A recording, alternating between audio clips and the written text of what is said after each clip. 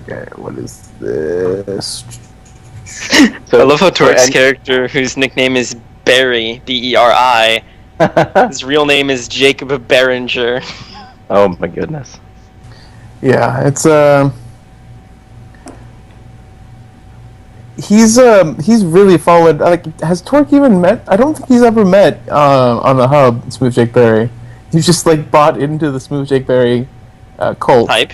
Yeah, well, yeah, like, it's a cult at this point. The way that people respond. Maybe. That was highly defensive. Maybe it is. Maybe it isn't. You don't know.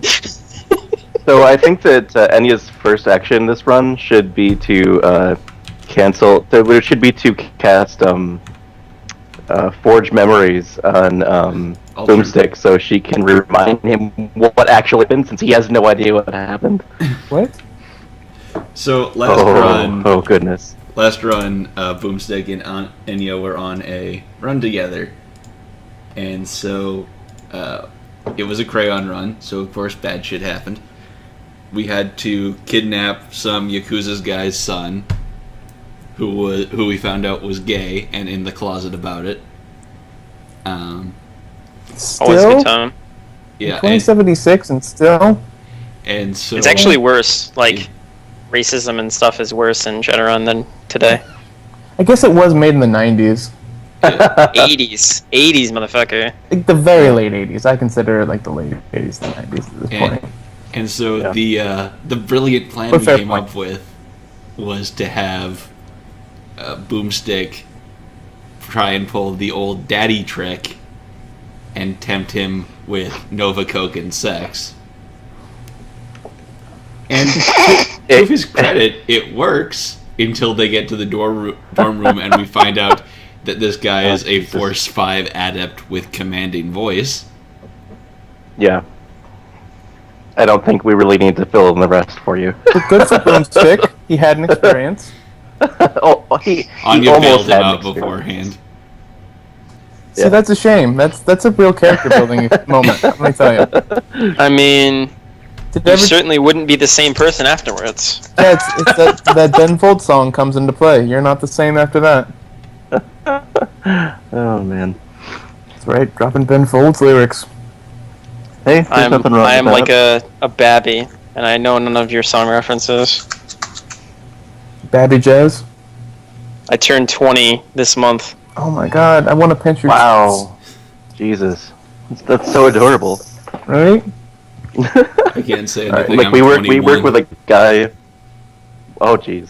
So, Oh jeez. Soltero, you had things you wanted to buy.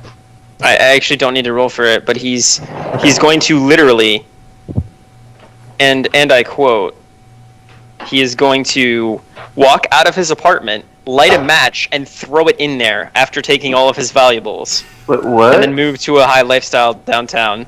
I mean, maybe we don't do that unless. Wait, is this the Barons? It is the Barons. Oh, like well, fuck it's terrible. Okay, so Yeah. he used to live here, and that's Yeah, the fire. basically. Yeah, that's actually him walking away from the fire. Sure. He doesn't turn around because cool guys don't look at explosions. I mean, it's not like an explosion. It's more just like a slow fire. But that's the thing. A cool guy would never know if his explosion was just a mere fire, because he's not going to look back. Mm-hmm. So as far like in every cool guy's mind, like every fire is an explosion to them. It's really kind of anyway. That's a whole other thing that I'm now thinking about. Now we've got Stewart in, which is good. And that's all for now. Okay. All right. Does anyone else need anything at the moment? Unless you somehow know somebody that can sell me a 1973 Oldsmobile Delta 88. I mean, did you want to try and look around for it? You know what? I should just do it for the hell of it. Do we have a I know budget that's for like- Big Bob yet? No. That's really an oversight there. Yes, I totally agree, but I'm not he who deals with contacts. He who deals with contact. And I hope you. You know he's not actually Voldemort, right? Fuck! If you're wondering, that is the specific car. I have to build a contact for Ghost Daddy, a rigger contact. You can't say that word. That is all word. Oh, I do need to buy a med kit. All right, this is part of the reason why I have so much bullshit happen at the beginning of before I even start the run is because we always forget things. I try and give people time. It is rating 6, no availability. Do you need me to roll? Like no RF? No. Rating 6 is fine. What rating Like is your sin? availability 6 rather. Yeah, sorry. 4. My sin is 4. Your sin is 4. That is something that Stuffer Shack gives no shits about because they want to make money. Why the fuck would they turn away the sinless if they have spent enough money to con people? Exactly. That's really what I think most corps would look at. Like, all right, can I pretend that your money is legitimate? All right, then your money is legitimate. No, the Also money's stuff- legit. You actually can't fake Nguyen. Like that's yeah. not a thing you can do. Oh yeah, that's true. You're not a real person.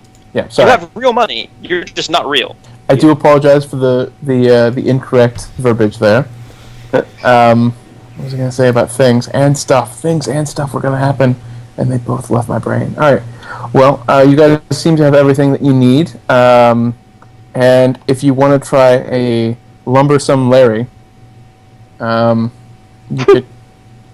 I'm not stealing. What are you talking about? His name is Lumbersome Larry. It's totally different than Big Bob. Oh yes, of course. Okay. So is he somebody that knows a guy that knows a guy that knows about really shitty old cars from the 20th century? Yeah, Lumbersome Larry. Are you kidding? You name it. He's got a guy who knows a guy who knows a guy. So let's see if you can get in contact with Lumbersome Larry today. What do you want me to roll? That was awful. So Sarah, because I technically could crit glitch this, let me just. It's not a crit glitch. It's just a complete failure. No, I mean like if I critically glitch this. Oh yeah. Okay, that's right. You have a chance. It is possible. That day is not It's not today. happening. But as it Gotta turns set out, other ways. Benny is still Benny. Okay, that I have no defense for that. So let's talk. That is a very, very specific model vehicle, Yes. and it is from the Fifth World, no less. So would you want me to so out of character, would you want me to just make this a Ford Americar and just write it as a note? I guess. Yeah, what I would say is how much are you willing to spend on this vehicle? Well, I've only got 16,644 on my character right now. And how much is the Ford America? The Ford Americar brand new is 16,000 yen. Okay, all right. So while we wait for Lumbersome Larry to be a guy, I will say that you're going to be waiting because I would need to check with other folks on us later ship, but I feel like we could work out something where either through a series of runs or just extra Nuyen payment and flavoring, we could get you a Ford Americar that you find a guy who does some body work to it to make it look like basically an imitation. A replica. Awesome. Yeah. Yeah. Awesome You shagging could sign line up for for it. my solo run, Insanity.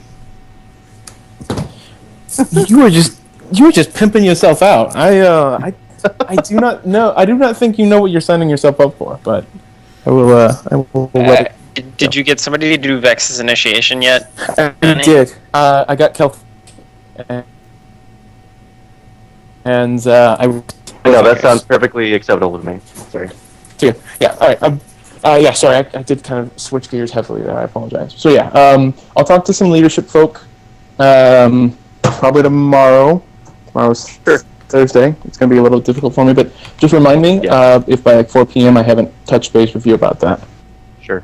And that's just totally obviously it is a pure fluff RP, so there's no huge rush on it. It would just be a really funny sort of just added touch to this character. So Oh yeah, I get you totally, and I want it to happen.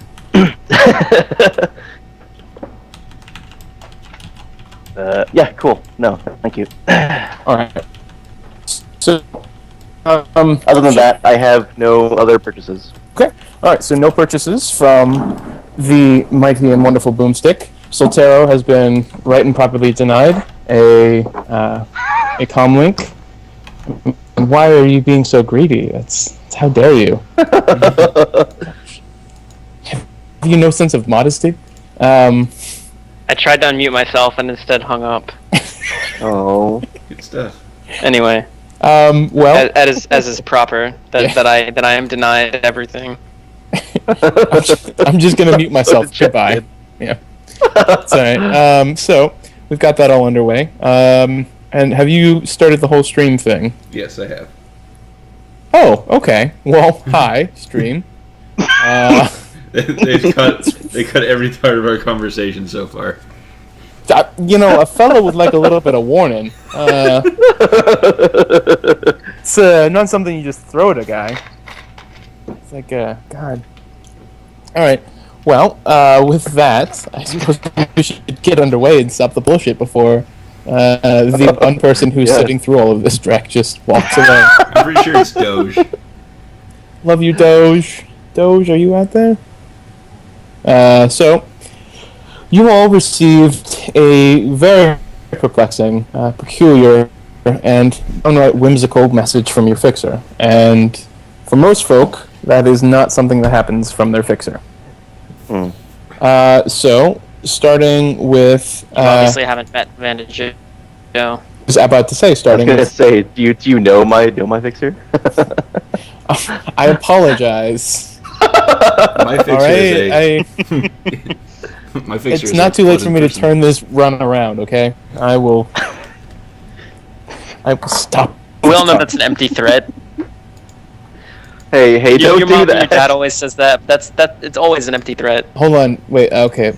I apologize to the one person that's still listening to this, but I have to stop again because it sounds like your parents never just left you on the side of the road.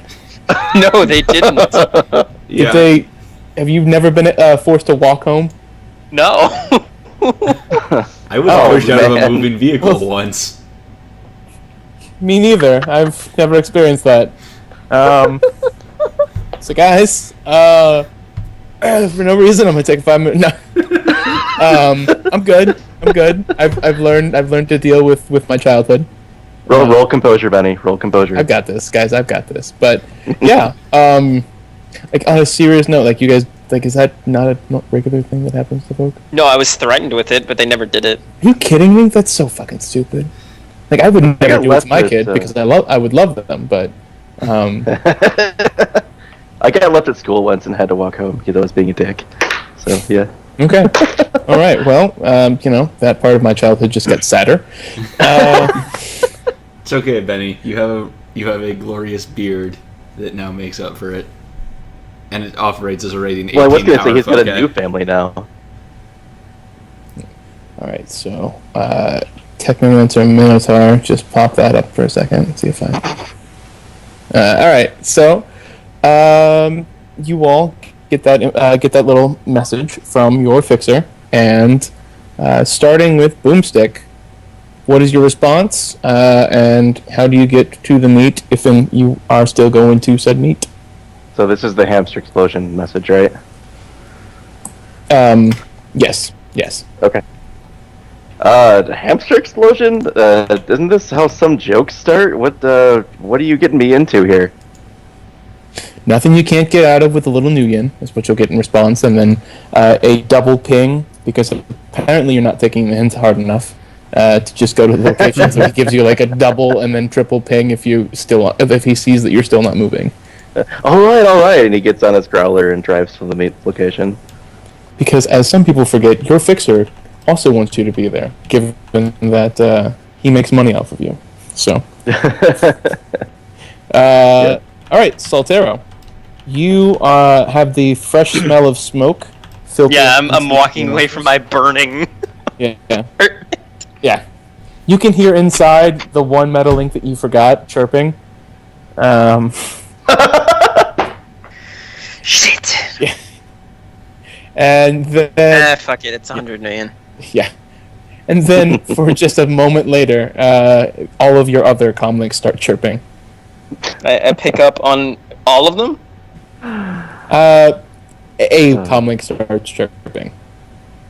Okay, so I answer it, and why the hell did you call me on my sniper rifle? I'm sorry. You gave me this number. Wait, you gave me a number to your sniper rifle? I guess I gave you the wrong one. But apparently... Why? Okay, hold on. You have a comlink on your sniper rifle, and you're just giving this number out. Look, I don't give it out, and it came with the sniper rifle, and I'm not just gonna throw it away. Here's the deal. You are giving it out. I have it, apparently, and... I gave it to you. I don't know of anyone else in the fucking planet who has it. Beep beep pizza delivery on your sniper rifle. Like, your ex-girlfriend starts calling. So... yeah. After a bit of back and forth, he just says, "So are you in on this thing, or do I need to start shopping around for someone else?" I mean, oh yeah, I'm already moving, and then I'll angle the camera on the case to show the burning remains of my apartment. Just to be clear, the camera, is that anywhere near the scope, or like what's this gun doing? Okay, no. all right. I'm using my image link. Okay, all right. All right, I was really worried for a second there. You just wait. No, I'm not drawing a sniper rifle, even in the Barrens, just in the stream. It was like, all right, guys. Well, remember how I joked about the run not happening? Well, so yeah, he just. Oh wow, what? That's it's a bit extreme, don't you think? It's There are rats. I did the world a favor. You could just get some. Besides, I just bought a new place. Didn't you see? Okay, you do understand. You don't have to the laws of physics don't say that you have to destroy something to create something. In fact, it's pretty much the opposite. You know that, right? Like you can keep one building alive and let the other one. Never mind. That's just. Yeah, but Listen, just show up here and I'll get you some cash. All right? How about that? All right, cool. Sounds great. And he'll get into his BMW and drive there. Okay. That he has hidden under like a tarp and piles of rubble because he used to live in the Barrens. Okay. All right. Well, he's certainly having an interesting day. So, with that, we go over to Inya. Inya? All right. I will look at the comlink when I see the message and sort of raise a brow, but I will say thank you, Lilith, for the job offer. Yes, no, of course. What else would I be doing at the moment? I really hope you're not working again while calling me. What? You're being ridiculous. I have to go for some other reason. Don't worry. And then there's a very sharp, sudden click. Oh, God. And then I will get in my Honda Spirit. Okay. I feel like the thing that was typed in chat could have just been said with fewer words. But Benny, he's okay most of the time, and then you could just left it at that. So yeah, you all get this pinged location that's actually somewhere in the Barrens, so you don't have to travel that far, Soltero. And neat. Yeah. Actually, everyone, since this is such a neighborhood in Barrens, there's no real reason to roll edge at all, because you're all just equally having a bad time. Luckily, though, unless you tell me otherwise, I'm going to assume that you're a professional enough runner to find a proper way to get into the Barrens. Does anyone want to disagree with me at the moment? Nope. I mean, I'm already in the Barrens, but other than that, yeah. Boomstick lives in the Barrens, so... Okay. 2 out of 3 ain't bad. Alright, so... if either of you have a area knowledge specific to the Barrens, or to Seattle in general, you can roll that. Seattle in general will get you just a -1 because if it's a more specific location in a shittier neighborhood. So I actually don't have that. Okay. So can a character who's roamed his whole life and has spent less than 6 months in Seattle and has no points in Seattle knowledge, but has 3 points in Shadow Community, roll that? Yeah. No, it's if you've got story reasons to roll something on my table. No, I'm saying it's actually like not even close. Like, okay. No, he would have no idea at all. I'm sorry. I thought you said he lived his whole life in the Barrens. I misunderstood that. No, he spent less than 6 months in Seattle. Oh, okay. Well then, that would be a no. Then that would be a, sorry. I heard something completely different, and I don't know where I am. But anyone else with any sort of knowledges that you think are applicable? No, unfortunately. Okay. So you all will eventually find yourselves at a location that is a sort of shady-looking bar that's kind of down one of these types of alleyways. You have to take a turn down a diagonal corner, and the streets start to narrow, and you look below you to what you feel is cobblestone, but you realize is just that poorly kept together roadway. There are so many cracks and attempts at tarring the asphalt in poor manners that it's almost a sort of horrifying amalgamation of a war zone and a losing battle against Mother Nature to reclaim this part of the earth. Hey, it's just like home. However scorched the earth may be below, it seems that Gaia is still trying to fight back. He's got a new family now, it's okay. Oh, okay. So you find yourselves in front of a bar, and the bar is labeled bar, and 2 out of the 3 letters will sometimes light up.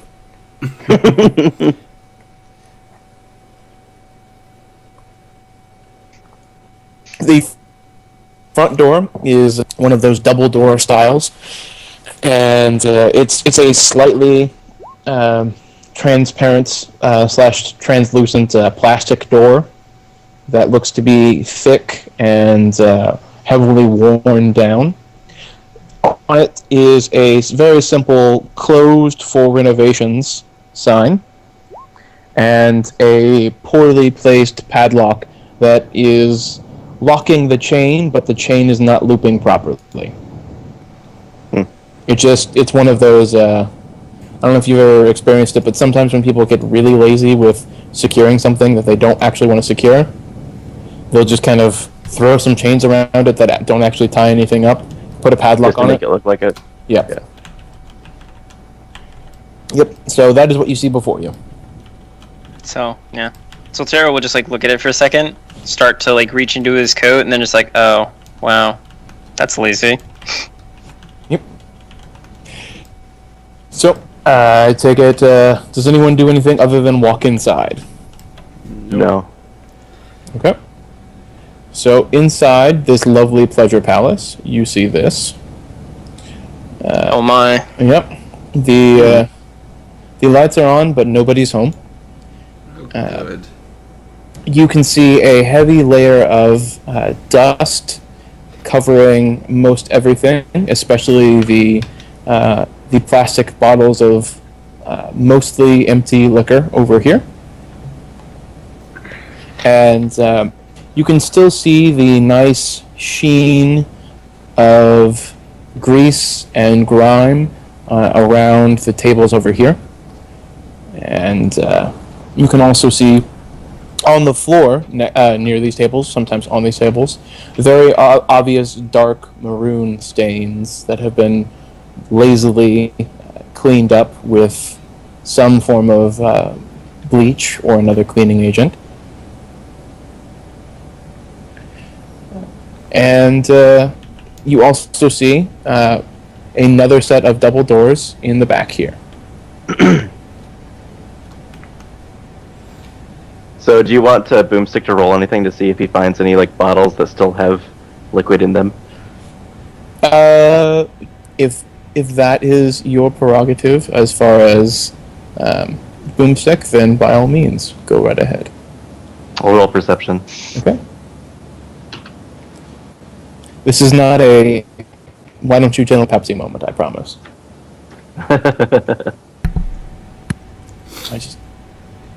You find a bottle of Blaze. Well, no, hazel wine. Hey, who's the GM here? Not mean. You have to drink it. You don't have to... Okay, so DB being DB. Love you, DB. So yeah, what was Boomstick looking for? He was looking for anything like hard liquor, anything like that. Okay, alrighty. You're looking around, and you can see just various different types of liqueurs that are around, and they've reached the point of being exposed to open air long enough that the sugar has created that sickeningly sweet smell to it. That lets you know that something has taken roost inside the bottle, despite the alcohol content. Has found life has found a way. It's terrible. I apologize for that one. That was fine. And so yeah, you kind of go through bottle after bottle, and there's nothing really promising. But then there is sort of just the teensiest little bit of a synth vodka bottle sitting at the very end. Jackpot. Yep. Now it's got about 2 shots left in it, and in order to have gotten there, I will let you choose whether or not he would have done this or not. But we would have had to make a decent amount of noise of glasses coming up and down and clanking. Yeah. Sure, that's totally fine. Okay. So, yeah, he does that, and do you all just kind of watch him in curiosity, or? Well, it's going to take him about a minute. I'm just seeing if I'm muted. Yeah. Okay, I'm not. All right. So Toto's basically gonna remain alert. He's gonna stand in the corner by one of the booths, looking around. I will remind Boomstick that I do not have the detox spell or the cure disease. Boomstick just kind of does the whole behind his back, just waves her off. Yeah, I'm gonna open my bag. I'm not feeling comfortable in this situation whatsoever. I wipe off the table, put my bag on the table. The bag is open. He's standing there, hand on his knife handle. Can I go? Okay, so after Boomstick grabs the bottle, he just. Okay, there you go. Okay, yeah. All right. Did you ask to go dual natured? Yeah. Okay. All right. So with that, yeah, you can totally go dual natured in here if you would like. Okay. And everyone, give me a perception check while this happens. Yep. Am I rolling? Does visual apply? Roll me an audio perception. Okay. Audio. Yep. And go if you. I will. Yes. I will give you your astral perception if you want to do that one too. Sure. Which will not be suffering from that -2 from being dual natured. Because that reason why you are. Mm-hmm.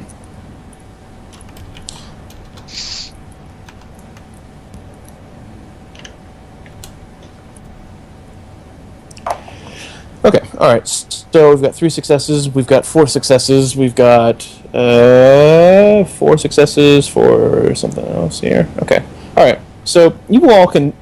we'll start with Enya and what she sees / feels / synesthesiazes. Yeah. Yeah, what she sixth senses around. You look with your soul. Oh, God. Don't get hippie on me. Not now. It's okay, sunshine. Sunshine Sparkle Beam. I gotta make that character now.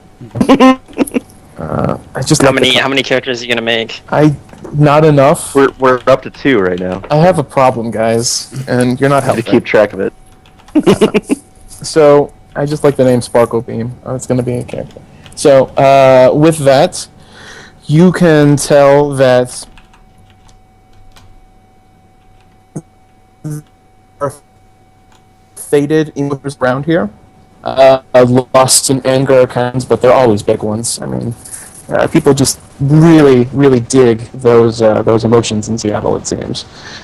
In a side with that, the back right table also has a very high spike, or had a very high spike a few months ago, high enough for it to still register now, of extreme despair and horror. And if you focus enough on that, you can kind of feel small trace outlines of terror in different parts of the room that just kind of scatter themselves into little spackled pieces. Other than that, no, everything's fine. Oh, good. Other than the stuff that creates background sounds, everything's fine. Yeah. And as you kind of take steps closer and closer to this table, you do feel that that almost inverse, background counts. Yeah, basically a background count. What is it aspected to? It is aspected to. I don't think I can do terror, but I know I can do despair. So it will be despair. One of those, fun. Everybody gets penalized stuff. Yep. Couldn't possibly be chaos magic, now could it, Benny? Well, I don't know why. I mean, it's not like Soltero is a chaos magic adept or anything. But I'm sorry. Is there any chance it's aspected towards Zoroastrians? Positive background counts do not help adepts literally at all. You just feel great, man. I would totally rule it that you get the inverse of all of the negatives, where you start gaining points in the thing. But anyway, plus to everything. Holy shit, that'd be insane. Well, I mean, if you're gonna get punished heavily, you might as well get rewarded heavily too. Yes. So with that, as you pass by it, though, you find that it's actually a strange spike, because you get closer and closer to it. But it's only within a few feet, really, that it has its full effect on you, which is a whopping -2. And then when you take a few steps away from it again, it drops off. Jeez. Yep. It's cool. Nothing weird's going on there. Don't worry about it. Don't worry about it at all. Everything's fine. So, but you all did hear some sort of rustling in this back room. Okay. Let's check out the back room then. That can't go wrong at all. Alright, there. All did hear. So, Scooby doing the gang? I really should have brought him. Go check out the back room. You really want that okay. dog? So if they want us to go into the spooky back room, Soltero is going to close his bag after taking out his AK and put it on his back and literally have the AK pointed down, but the safety is off. Okay. Oh, and does anybody have automatics or firearms knowledge? Actually, let's see. Not firearms knowledge, no. But I have. If you have the automatic skill, you can use it as a knowledge skill at a penalty of Benny's choosing. I don't have automatics. I have long arms. What is it that you are looking to either keep away from them or have them discover? I want it's to have them discover. I don't care if they really know it or not. I have an AK-47, not an AK-97. Ooh. An AK-47. Oh, it is vintage. classic. Like can't be electronics. Okay. How many ranks in... do you have ranks in automatics at all, Boomstick? No, or I don't. any gun knowledges in general? Well, I've got my long arms. Well, actually, so knowledges? No, I don't have any knowledges for that. Okay. Well, if does he have more than one gun skill trained? Yes, he has 6 in long arms. So. Okay. roll me your long arms plus intelligence. Let's see if you figure that out. See, let's see. I have 6 fire from my fingers knowledge skills. Yes, you have literal firearms. That's probably enough. It is pretty iconic. Okay, yeah. So yeah, you now know that he has a cool ass gun. So Boomstick, as he is walking, he puts the bottle of vodka in his metal hand and pulls out his shotgun, and he's got a sling on it, so he just puts it over his shoulder, and he basically he elbows hit the other guy, jokingly being like, "Hey, nice gun, you've got some good taste." It was the only one I could find in Aztlan. They didn't like guns outside the government's hands. Hey, don't mess with the classics. That's nice. Okay. All right. So, yeah, you have that little exchange, and do you do anything else before heading through the spooky door? Yeah, my AK is on the sling. I'm like readied. It is readied. I am like ready for everything to occur. Okay. Combat sense, reflexes. He is like not okay with the whole situation. And as you kind of walk around this place, you do get that stench of. Are you familiar with mildew? If you leave a mop out for too. In real life or in character? In real life, because this is just like this. Yes, I'm quite familiar with mildew. Yeah. Okay. So that smell gets heavier and heavier with. Instead of a lemony scent hiding it up, it's just stale body odor that's been left in a room, locked in a room for quite some time, and a hint of dust. So that is what your character smells. Whether or not they recognize the scents is a whole other thing, but that is the experience that they're enduring. Okay, so Boomstick would like. So no, we haven't actually entered the room yet, right? That is correct. Okay, so Boomstick is going to loudly, boisterously yell using a intimidation check. So he's going to roll 8d6 here, and basically what he's going to do is he's going to say something, and he's going to kick open the door in his boisterous machismo fashion. So as he's doing this, he says like, "Listen, tall, dark, and spooky, I'm going to kick open this door, and it'd be appreciative if you, didn't try to kill us or something like that." And he just boots open the door. Okay. He boots open the door. Soltero. Say again? Soltero takes position to the side of the door, like, not being seen. Okay. Alrighty. You kick open the door to a ported, like, little entryway. You can't really see too well in at the moment. Of course. So Boomstick does have a flashlight on his shotgun, so he's going to click that on. Okay. He clicks that on. And with that, he can kind of see what looks like a small little... looks like an office, like a really poorly made office waiting area, and there's another door on the other side. It allows you to go in, and then to the right-hand side, there is another door. Oh man! So as he kind of like stumbles in, it's like, well, so much for a grand entrance. Yep. And as you move your flashlight around, it seems to pierce through the darkness, and anywhere that your flashlight is not broadcasting its wavelengths, you cannot see a damned thing. Oh, great! I'm still dual-natured. Is this darkness magical? This darkness is not magical. It's just really shitty.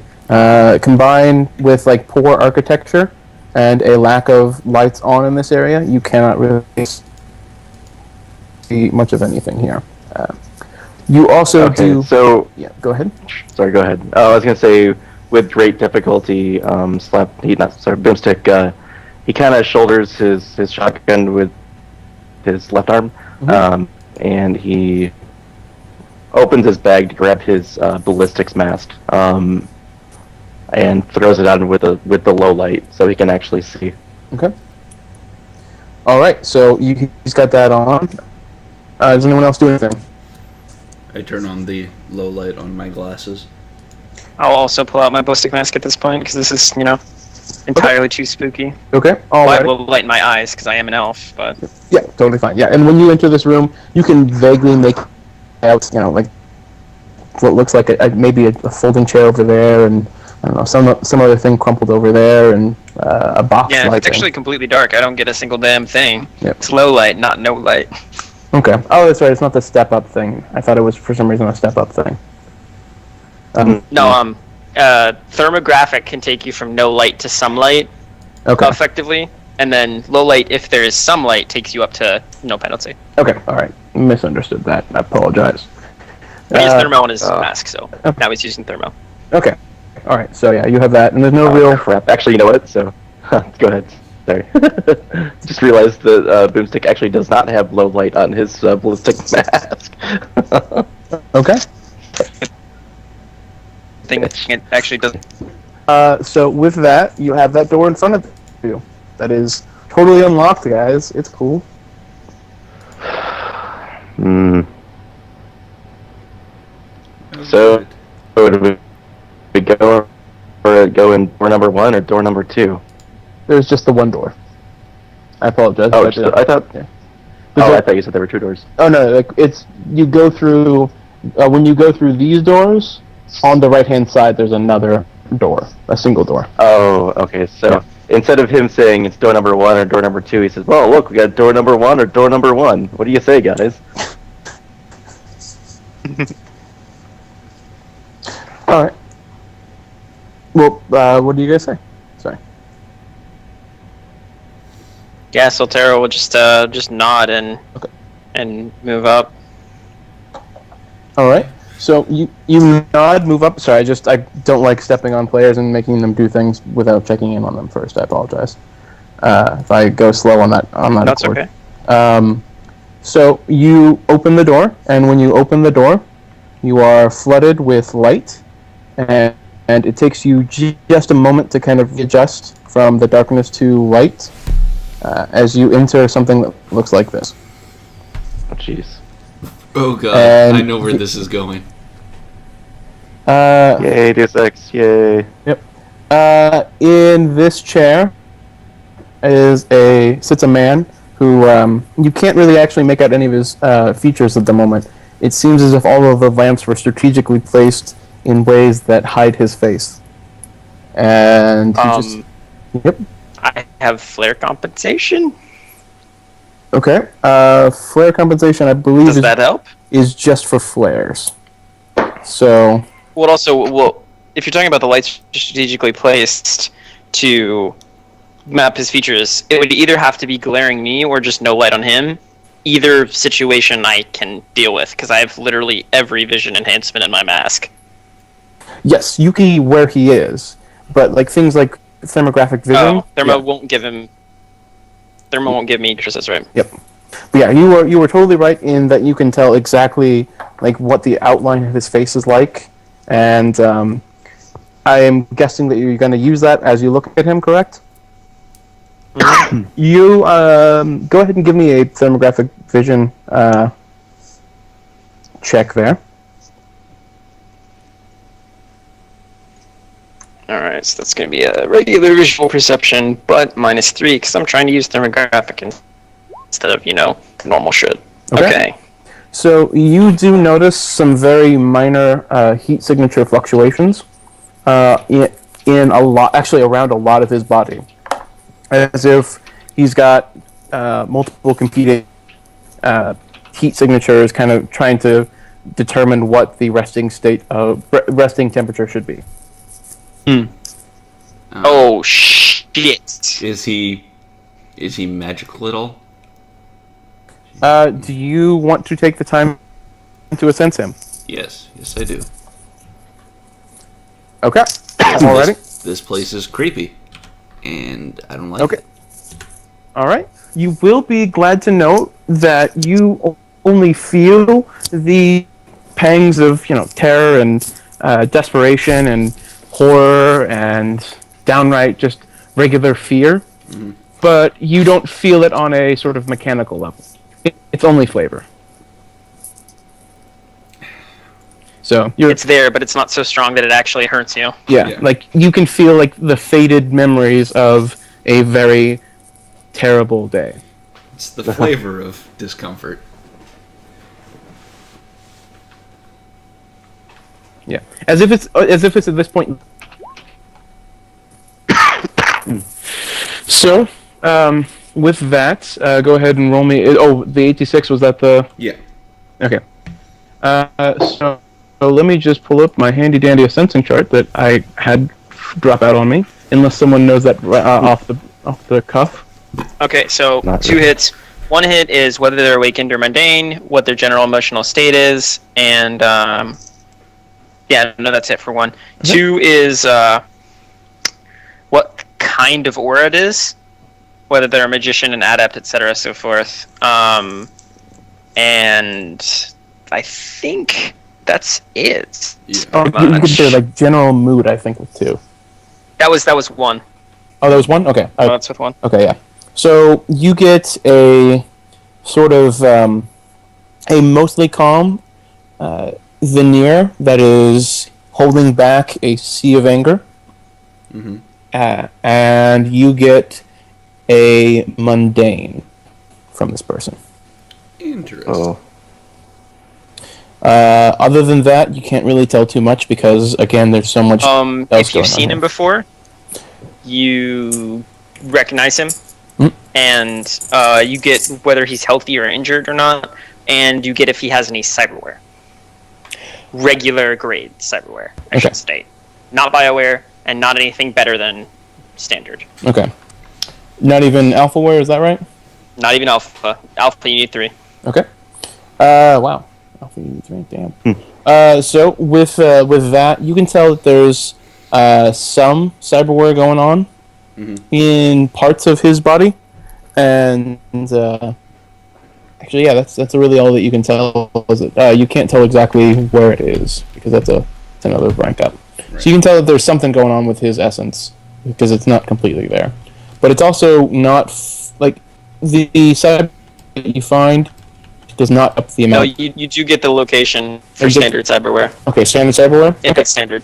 If it's standard, you get the location. Okay, standard cyberware. You see a hand, actually, a full arm on his left arm. Okay. His entire left arm is a cyber arm. All right. So with that, where else were we going with that? Oh yeah. So you've got that going on. You've got the thermographic vision. Boomstick. You good, or did you need to check in on something? So, since we got in there, he's just gonna roll his etiquette at this point. Okay. So 6, 5. He's like, so I'm gonna go out on the limb here and say you're probably our Johnson. He'll just, with his mechanical hand, he'll open it up, palm to the sky, and gesture for you to sit on the chair over here, as well as some of the rolling chairs that have been provided that are not in this picture, because I are not good at art. I just steal art. All right. So Boomstick will grab one of the rolling chairs and go and sit. I will give a small bow and then take a seat. Okay. And the man will just pass over to you via arrows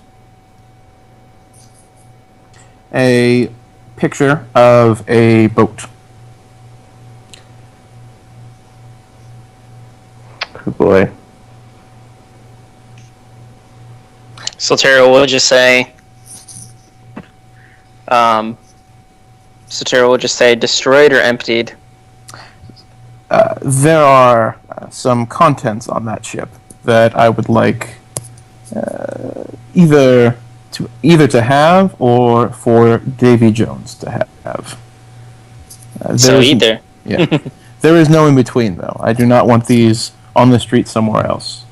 If you do destroy them, I want the full evidence of their destruction.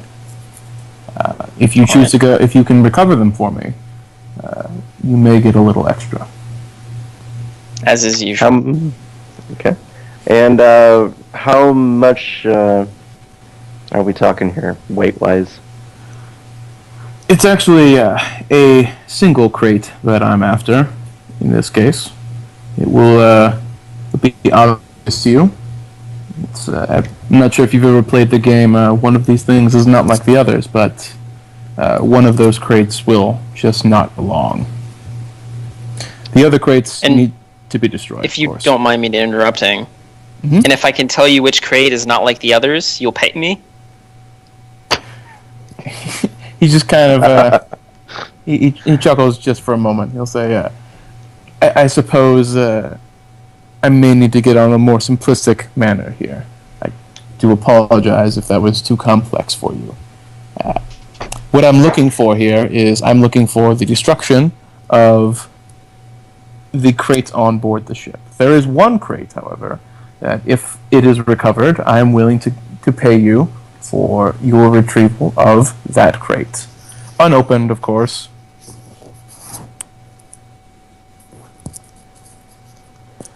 He looks around and says, of course, you can always just destroy it and save yourselves the time and effort. That's perfectly fine by me. I just am curious about something, is all. What's in the box? Yeah, Boomstick holds up his hands like, no, wait a second, don't be hasty. How much are you willing to pay us if we can find this special box? It's not like the others. Oh, don't worry, it's not that special of a box. It's only worth about 2,000 extra to me. Well, a piece, I should say. And how much for just the base job? Yes. Well, you'll be happy to know that the fools guarding this ship are not the best at their job. In fact, this is typically not their job, from what I understand. As a consequence, I have spoken with some great risk management specialists, and we've decided on a very nice, but also very firm number. We are looking for just a meager 14,000 from each of you. Or for each of you, I suppose, in this case. Is that what kind of a job is that this? before the additional 2,000 for the crate? Or after? That is a very good question. And he'll actually take another moment before he answers. I'll say. Okay, so I'm going to use my edge for a negotiation roll. That was my 1d6 for my bad luck. You know about that, right? Yeah, I can't not take someone with bad luck. What what dice are you rolling for negotiation? Negotiation, 13d6. Okay, I'm rolling the same. Is that pre-edged or okay? Is that pre-edged or post? That's pre-edge. Okay. That's pre-edge. Okay, if I pre-edge, I'm rolling 18. So if you want to assist me, I can. Look at the big brain on Brad. Or I can assist you. Up to you.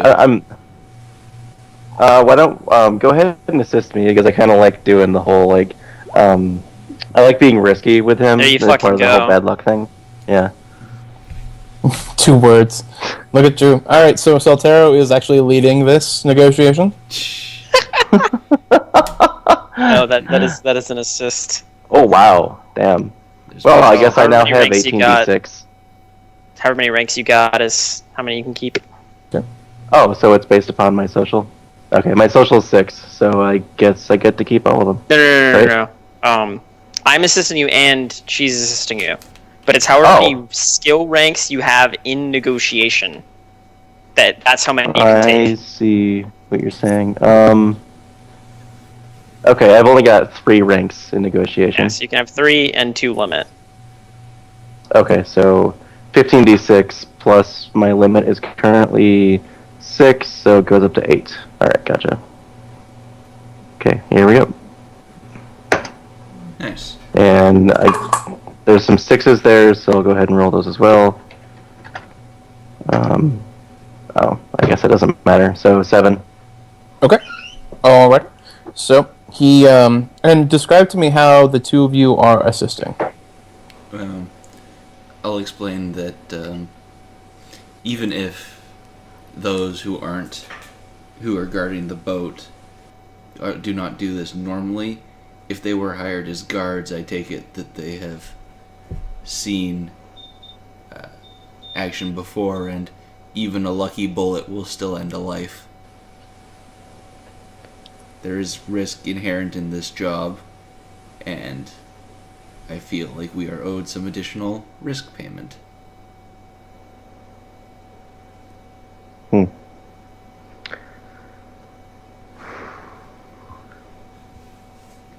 Sorry, my computer decided to freak out on me. So, Soltero, how do you go about it? I'm sorry, what? Were you adding on to the roll as well, I saw? I was. Okay. So, how does Soltero go about adding his words? So, Soltero will just, after Boomstick is finished, he'll just say, and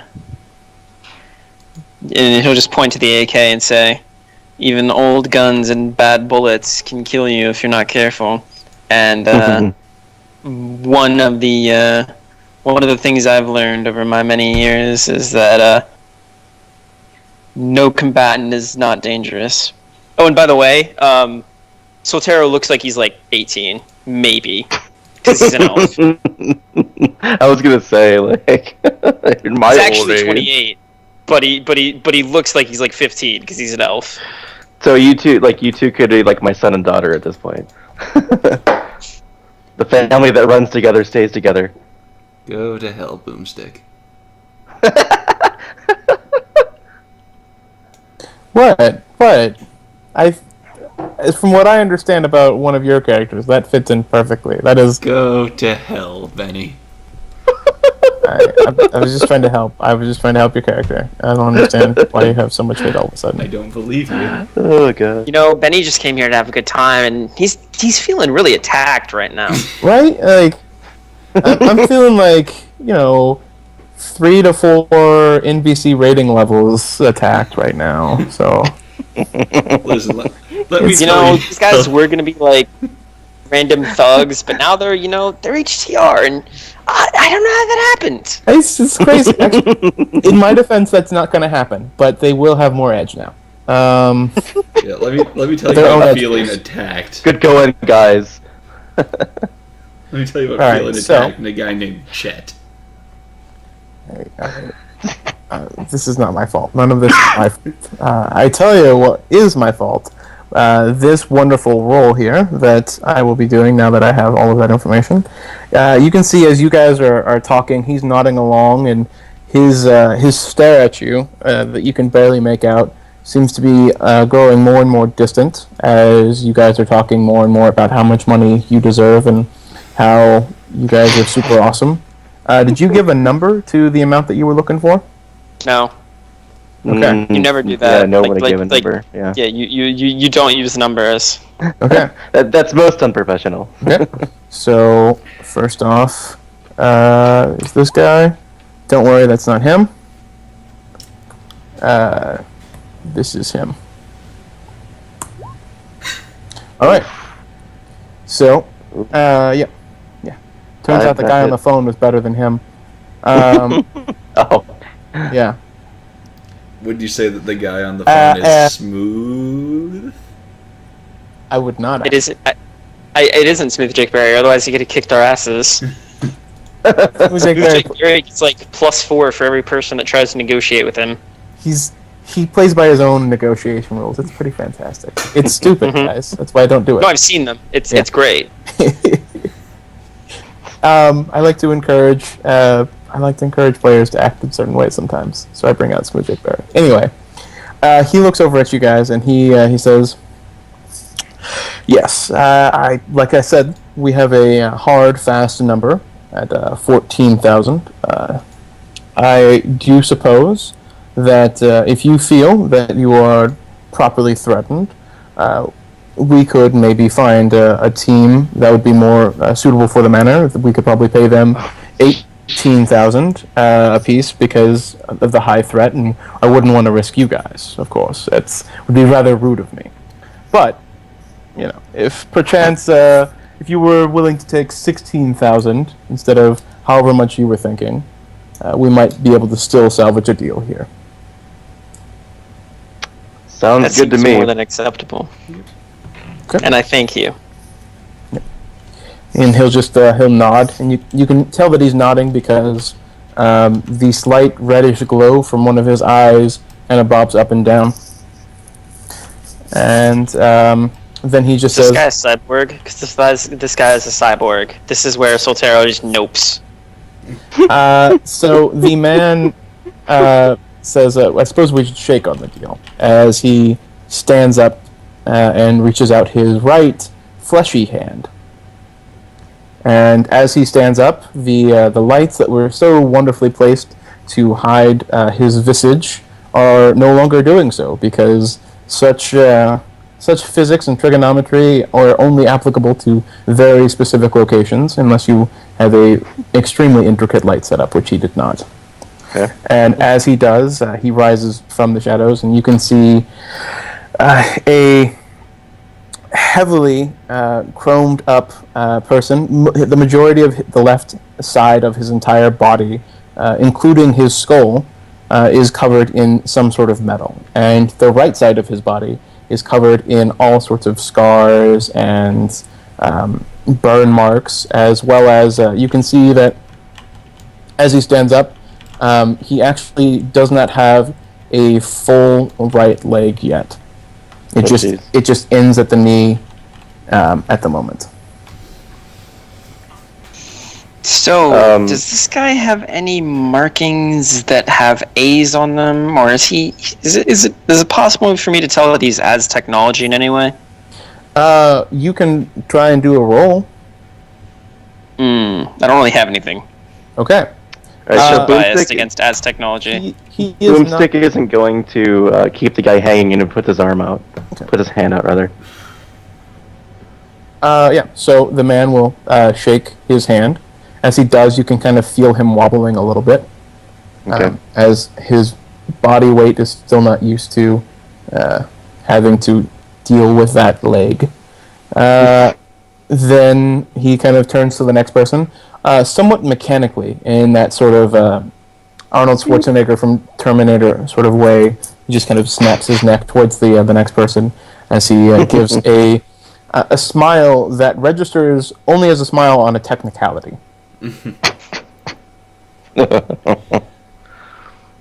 We should ask him to laugh. No, thank you. Yeah, so Soltero will shake his hand. Yep. And Soltero, you'll notice that obviously not by his own device, his right hand is gripping your hand with an extra firmness to it. And you can tell that it's not by his own design because it kind of loosens and strengthens itself. But for the most part, it stays rather firm. It's almost as if he's still trying to regain that concept. To get the hang of it? Yep. Offer you this, and we'll be met with a dish, with a dryer, and we'll feel oddly at home for a moment. Sorry. So it just reminded me of, never mind. Robot Chicken, the robot that humps the dryer. So Enya, he reaches out his hand for Enya. I will stand up and do a quick curtsy. Okay. Alright, so, but you do not grab the hand, I guess? I do not grab the hand. I have some Okay, issues with physical contact. I forgot about that. So yeah, Enya, you do that, and he just kind of does a quick little small bow that is very jilted in motion. And with that, would anyone like to do anything, roll anything to see if you know the guy, or just get out, get the fuck out? I think at this point I'm gonna do a 316 moonwalk away. Yeah, Boomstick is getting out. Let's nope the hell out of here. Okay. And he'll just kind of smile and like partially, queen style wave at you as you all leave the room.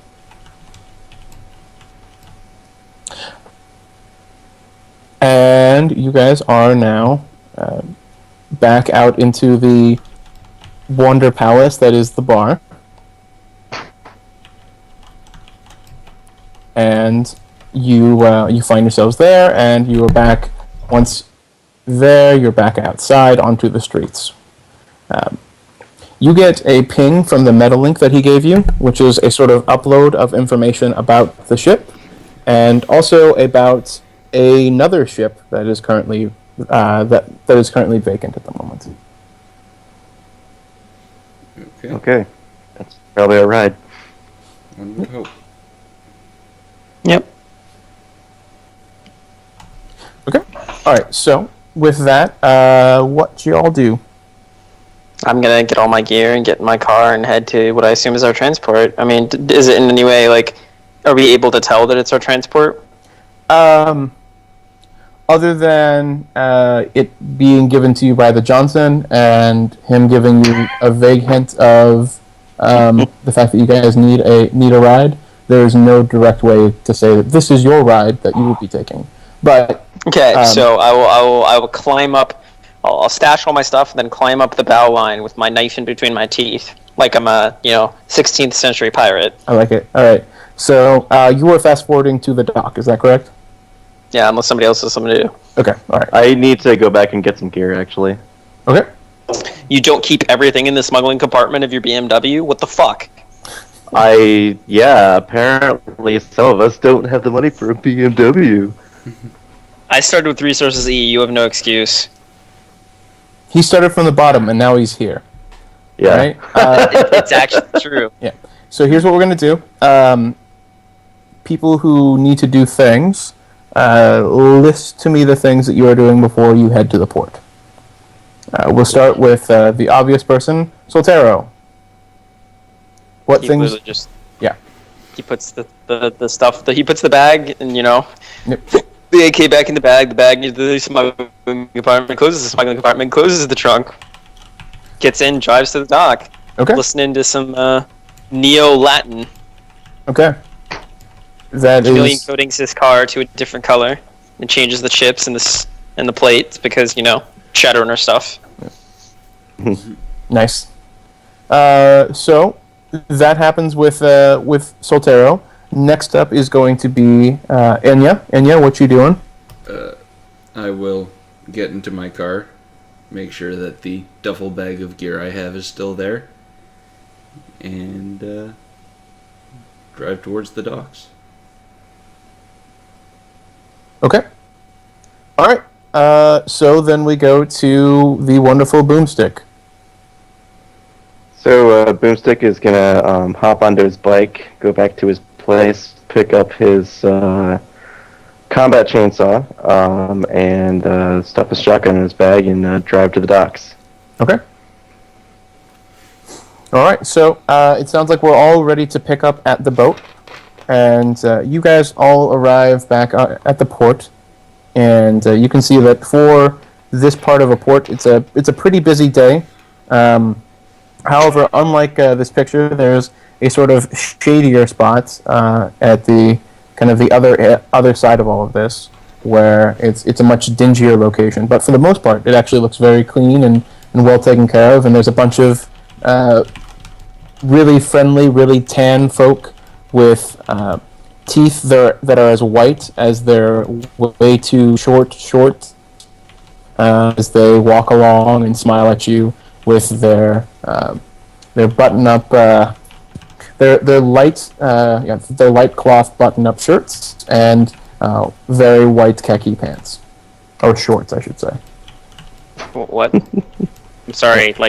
I didn't get who you're talking about. Like the people that are just The people. Yeah, the people that are in this area who are just out to have a really nice day, and so you walk past all of this scenery here, and here, to like get to the way back area that's on the other side of this little dock. And once you get to that side, you are greeted with a, for most runners, more familiar sort of atmosphere, in which the docks are dingy, the sea even just smells saltier and dirtier over on this side, and you can almost smell the diseases that are just washing up to shore in all of the rotting algae. I like it. Yeah, and so that is what you come to, and this is where we come to first break. Excellent. Okay. We'll be taking just like a short little 5-minute break for me to grab some water, and anyone else to do a restroom break or anything of that nature. Baker Cat time. Baker Cat for stream. Yeah. I should probably grab my laundry.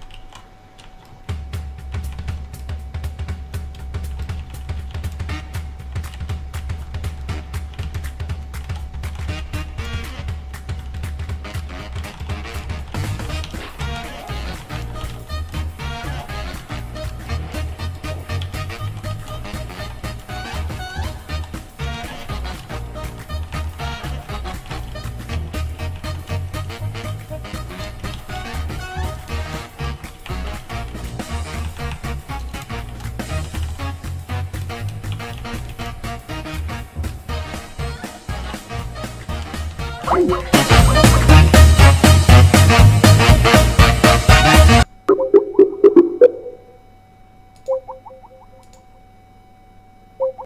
are you kidding?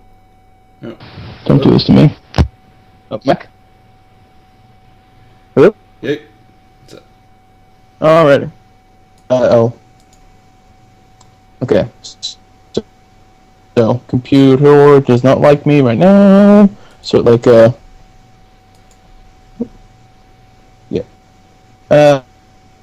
So here is the deal. My computer does not like me sometimes. Stuart, are you cool with hosting? Yeah, absolutely. Okay, yeah. So I'm gonna hang up the call, and then if you could call, that'd be fantastic. Yep, absolutely.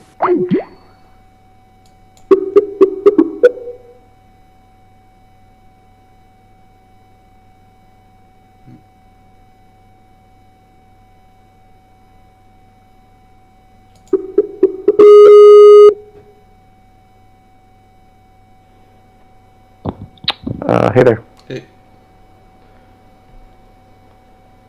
So has Benny been cutting out to you? Yeah, yes.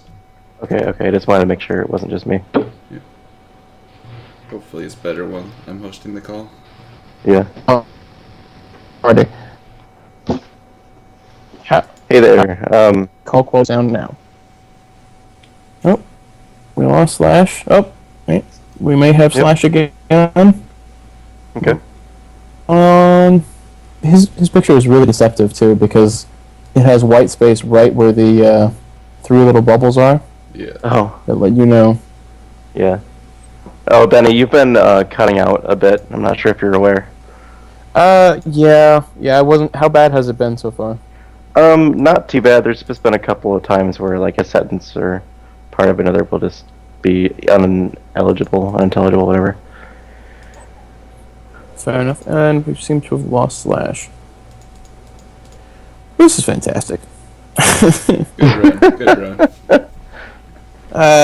It was all you guys had to do was find the boat. You found the boat, so 16,000 new yen for you guys. Sweet. Yay. Let's take this boat out with some Nova Coke and hookers. I like it. I like it a lot. Well, I'm just glad because Boomstick will be able to drive a boat, presumably. Oh, we have Slash back. Yay. Hello, sorry. Welcome back. No worries. Welcome to the working week, as Elvis Costello would say. So, alright, so we've got everyone back on, and the call quality is as good as we're going to get, it seems. Yeah. It's actually much better now for me. It was really bad before. Yeah, you That's sound because, yeah, and Stuart is now hosting the call, so most everyone else will be able to hear each other probably much better. I'm still going to be an if, but that'll happen. So with that, we resume. I mean, why do we need to hear you? It's not like you're the GM or something. Oh shit!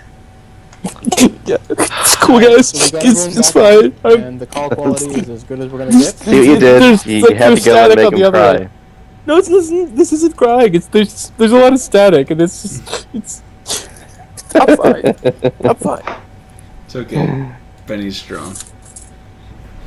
It's cool. I am again sorry about not doing Vex's initiation, but I kind of died for 2 weeks, so sorry. We will have to talk about that. I was just sad to not see the Slash, and I was really concerned when the Slash just dropped out of existence for a while. That was anyway. Back we have things to do now. Right. Yes. So you are currently climbing aboard the side of this wonderfully seaworthy vessel with knife in mouth and bonus edge given for your commitment to the role. Oh, I'm already at full edge. Shit. I like to play by the rule of you get that sort of in reserve.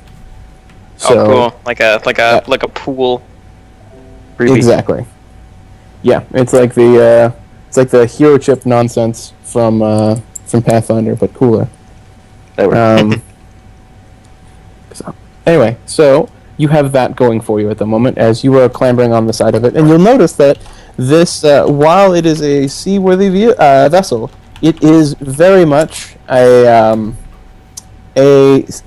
sail-operated vessel at the moment. As far as you can tell, there are actual masts. Soltero feels at home. Nice. He basically grew up in like very, very backwards land for the Sixth World. So like, think like 1900s, maybe 1800s even. I'm gonna have to look up Soltero's further. Sounds more like an elf. Really fucking tiny town in Aztlan. Gotcha. Oh, come on, you had Tiny- blood mages, you were fine. No. You see, like, he lived on the West Coast at first. So, like, he just had nothing. And then they're like, oh, hey, you're good at, like, agility and shit. We're gonna, drag you out of your home in the middle of the night and make you a Black Ops agent. Woo! And then there were fun times. Yeah, you had blood mages, you were fine. Blood mage, best mage. So, you have that on that end. Is everyone else just gonna walk up to it on its normal entry access point, or does anyone do anything else? I was, in fact, going to walk up to it. Okay. Is the boat empty? When I climb over the side with my knife in my teeth. The boat is empty as far as the open area of the boat. However, there is a cabin. So he'll go get his stuff at this point. Okay, yeah. This was uneventful. clambers sadly off the ship. It's like, never mind, guys. Alright, so Boomstick. Boomstick actually goes right to where the edge of the dock would be before he gets in the boat, and does a observe in detail of the boat before stepping on. So that's what, plus three dice? Yes, sir. Okay. And it's a boat. Congratulations, you found the boat. Would you like to re-roll the 2 successes? Or would you re-roll the 9 failures? Sorry. Or no. Good. No, I think I'll use my edge for other more important endeavors here. Okay. One thing you do spot is you spot that wonderful captain's wheel that everybody loves. Yes. It is exactly where you would expect it to be from all of the trids that you've seen. It is right up there, right at the bow of the ship. Like it's ready to you're ready to be assaulted with sea spray the moment that you start heading into these uncharted deep blue wonders that await you. So the first thing that he's gonna do is he's gonna go to the cabin, and he is gonna fucking scour that thing to see if he can find a captain's hat. Okay. All right. So he's gonna do Captain another captain's hat. You broke up. Yeah, captain's hat. Okay. So two of you are about to walk into the cabin, from what it sounds like. Correct? Yeah. Okay. So the first thing that you notice, without having to roll any sort of perception, when you open the door, is a man sleeping on a couch.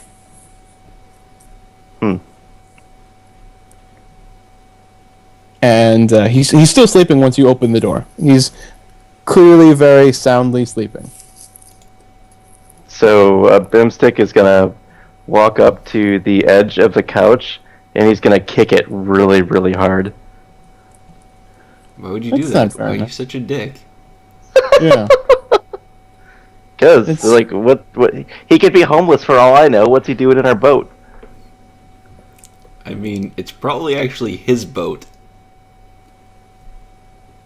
As far as we know, I don't know.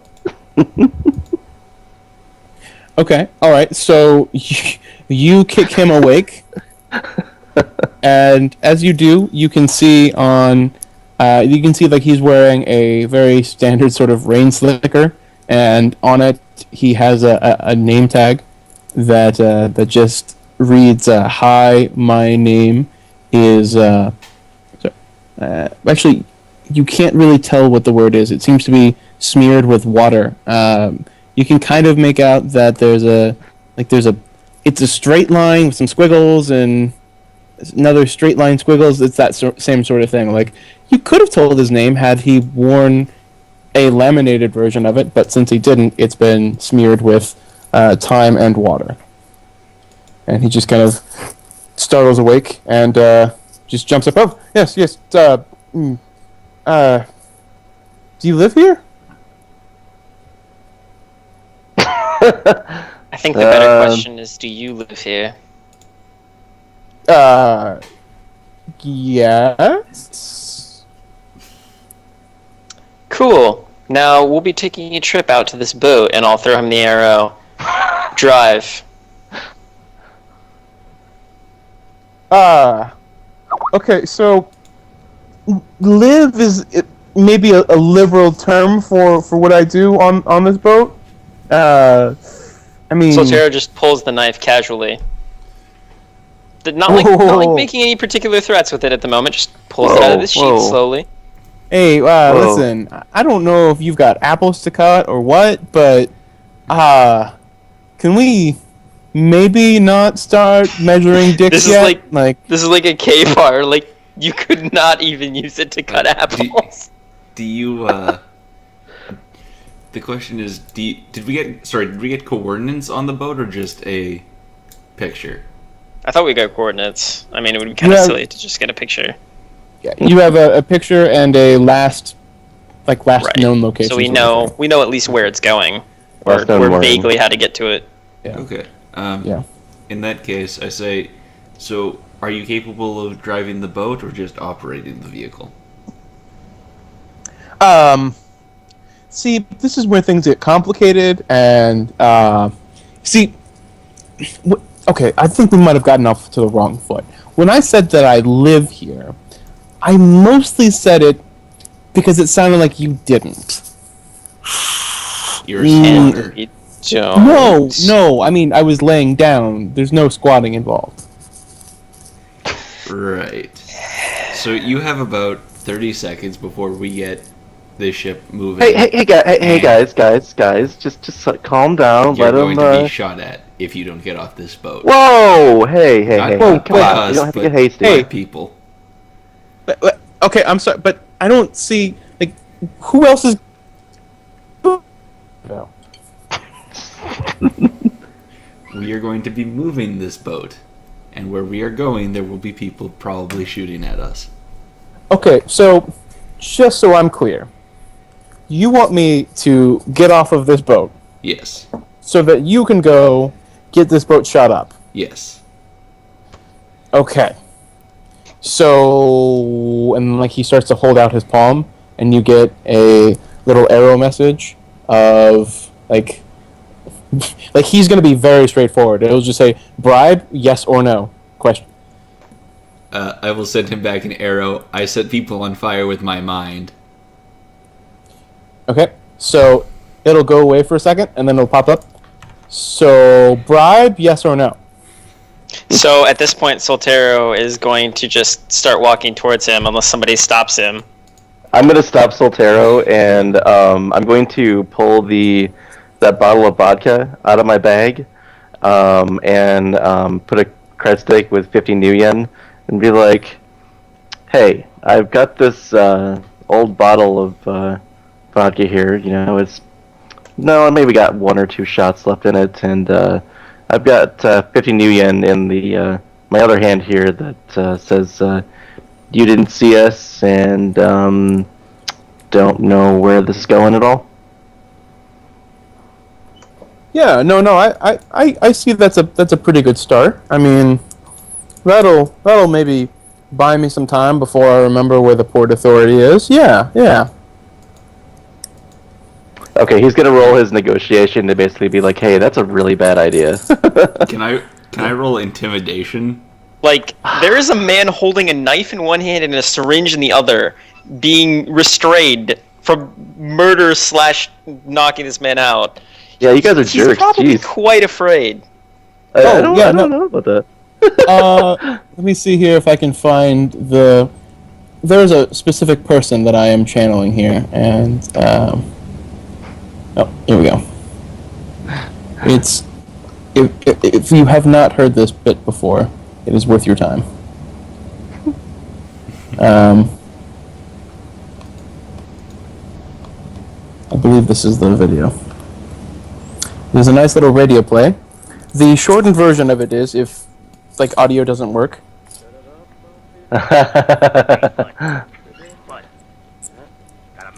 It's a. I'm not sure if any of you are familiar with GentleBenny, but he was an old radio personality, and he was known for his rather stingy and somewhat curmudgeon nature. And there was one episode in which he was held up by an armed robber, had a gun on him, and the punchline of that episode was, "All right, pal, your money or your life." And GentleBenny doesn't respond, and the guy, well, he's like, GentleBenny then says, "I'm thinking about it. Hold on." And that's what's going on here. Okay. So Boomstick roll. He does that, and he's like he rolls his negotiation dice, and he's like, look. I think that the what I've got in front of you is probably the best you're gonna get. So, if you can stop thinking about that whole Port Authority thing, you just put it out of your mind completely.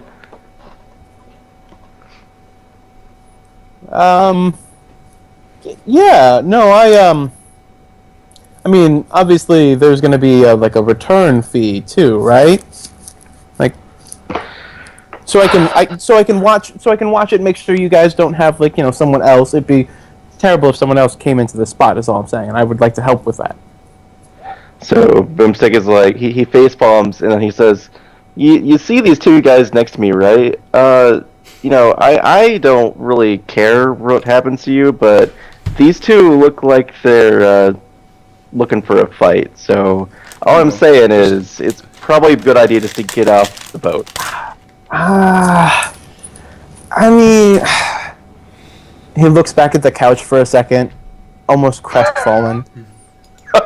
He looks back at you guys. He's like, could I just crash on the couch as he grabs for the Nuyen and sure. Yeah, go ahead, lie down. I'm gonna roll intimidation. No, don't worry, it's fine. Go ahead, lie down.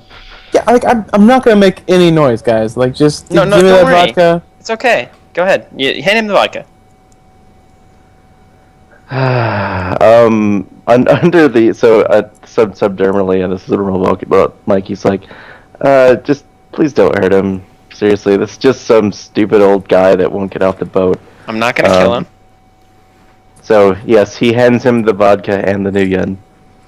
Okay. And basically, do you want me to roll sneaking? Because I'm basically trying to jab this guy with the narcotic while he's being handed the vodka. I can roll sneaking or Dexter. palming at your choice. Okay. Whichever one you would like to do, you can totally do. It's literally, I think, the same. No, my sneaking is one higher, which means I'll roll palming. Okay. Alrighty, and he does his perception. Perception plus agility. Plus agility, you say? Instead of intuition, yep. Okay, so... To oppose palming. Okay. Thank God. He does not notice. Good night. Good night, dear sir. Okay, and he just kind of looks at you. It's done. Yeah, and Solterra will be sweet dreams. Okay, body plus willpower. It's going to be... Probably not he's a out. lot. Yep, and Solterra will then take the syringe out pretty carefully, toss it into the ocean, and then strip the guy of his coat and anything taking out of his pockets, leave him his basically his a t-shirt and his underwear or whatever. Leave Tie his his clothing. Hey, what are you doing? Come Put his on. clothing next to him. I'm not stealing his clothing, and then I tie his hands and feet and put him in the hold or whatever. While you're doing that, as soon as he gets knocked the fuck out, you're going to notice that the lights in the cabin that you're in all go out at the same time that he does. Oh, good. He's a rigger. And you can hear the ship that was lightly whirring and just chugging in the harbor just whir off. Okay. I mean, I'm going to search Great him job. for a biomonitor or comlink. Okay. He has neither. Oh God, can I sense him? Sure. Like, here's the part where I'm really concerned. I'm gonna pre-edge this. Is he a technomancer? You know, the funniest thing, guys. Yeah, of course. Jesus. So, Technomancers can't Boomstick is generate gonna- electricity. I hope you know. Oh my god. No, they can't generate electricity, but they can give certain commands to their machine sprite friends. Boomstick is gonna look at Soltero, and he is gonna give him the dirtiest, meanest look You know like, in the whole basic world. thing, right? This guy's a technomancer, you said, right? Yep. Yeah. So, we're gonna assume that he's done some sort of techno mojo to the ship. Listen, the ship isn't actually my concern. So, like, if we need to use the ship, there's a real quick way to stop any techno mojo he has. No, we're not gonna kill him. I mean, that's what we kind of have to do if we want to do the No, ship. we're not gonna kill what? him. Yeah, we're not gonna kill him. I second the motion. I mean, okay. So, Whatever floats your boat. I go outside. Well, nothing's floating it right now because he just fucking knocked out the Technomancer controlling it, asshole. I go outside, and I have a bound spirit of water. Okay. And So out of character, I do actually have pilot watercraft. Just saying. Yes. And this is actually what is going to happen right now. While you are going out to your, as you start to walk outside the cabin, I would like Boomstick to roll me his watercraft skill. No minuses, just your watercraft skill. Oh, so just the rating of it? Oh my god, this is one dice. Oh, no, the rating, no. Oh, the whole rating thing? plus Okay. reaction. Okay. Yeah. Alright, so 96.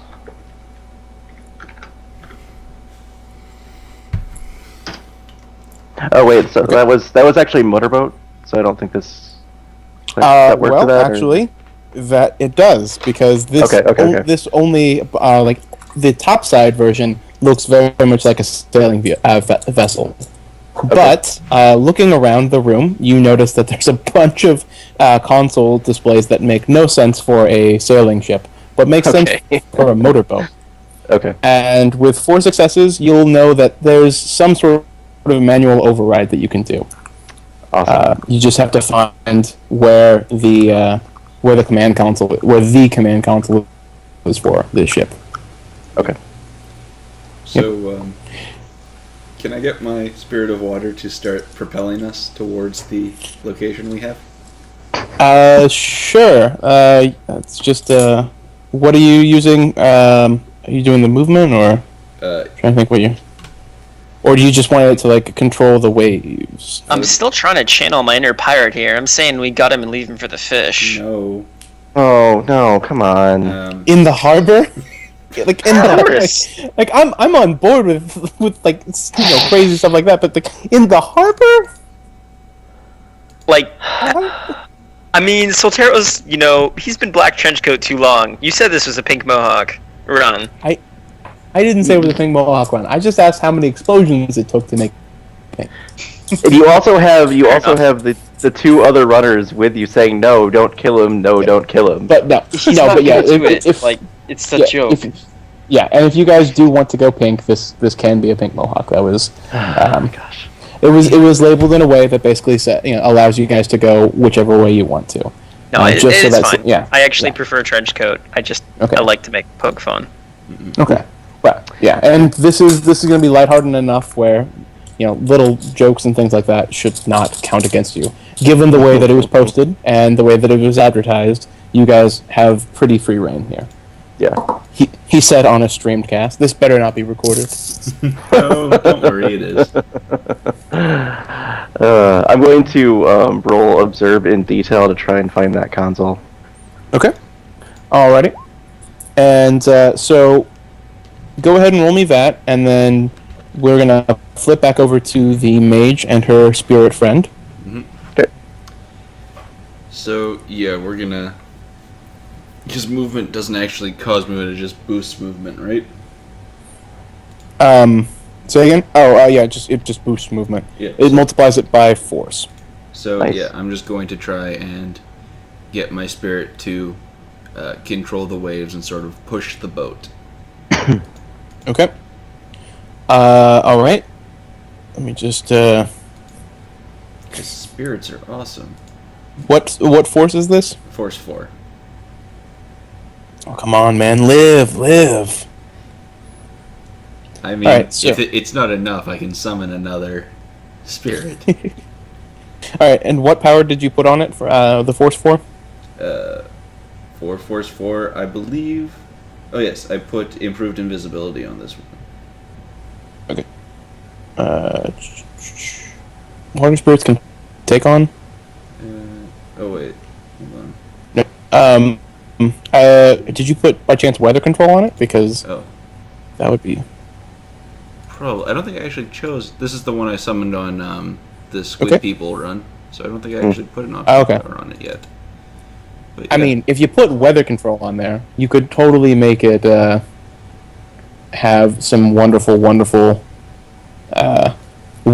mojo to kind of get the sails going. Yeah, so I'm gonna so before this happens, I'm going to turn to Soltero and be like, "Hey, Stabby, could you make sure that we're not hooked up to the dock anymore?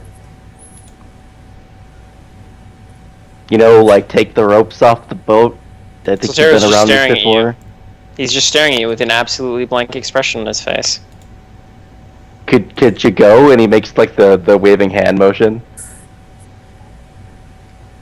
He's not like he's looking through you. He didn't hear you.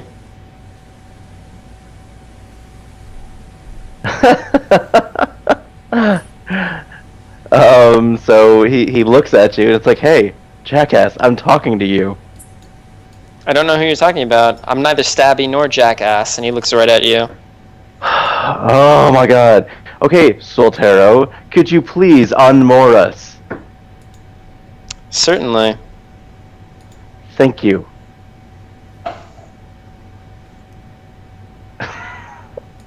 And Boomstick does not take his eyes off him the entire time. Alright. So, I will say that you are competent enough to figure out what ropes are and are not tying you on, because despite what some people may have you think, it's actually pretty intuitive to figure out what ropes are connecting you and what ropes are not connecting you. I mean, Soltero only has 2 logic. I don't know. Alright, he does have 5 intuition, though. And he has been on boats before. That would definitely be an intuition thing. I was just going to ask, like, has he ever played the game Connect the Dots? Yes. Yes, he has. Because it's basically a game of Connect the Dots. In reverse. So, he plays Connect the Dots in reverse. Yeah. Disconnect the Dots. I like that. I'm going to have to make that game. So, oh my god, that would be... Okay, sorry. He goes ahead and he does that as Enya summons up her spirit of water and tells it to do what exactly? Weather control for wind and waves to push us towards the location that I give. So like a heavy windstorm. Yeah. Okay. All right. So weather control it's not like you don't get to be storm exactly. You can basically affect it. You can impact the weather and you can make it be a certain thing. Make the weather whatever you want in 30 minutes. Yeah. And it has to like build up gradually. Yeah, it has to build up gradually in 30 minutes, and it does have some limitations of like you can't tell it to blow this exact way. Like you can't have it like zigzag around with the wind. The prevailing wind to be in the general direction, but that's pretty much it. Yeah, exactly. Yeah, so you can have it be like have it be north by northeast or something like that, but you can't have it give you a serpentine wind pattern or something like that. That's okay. So. Yeah, but it'll be something to basically boost you guys once you get going.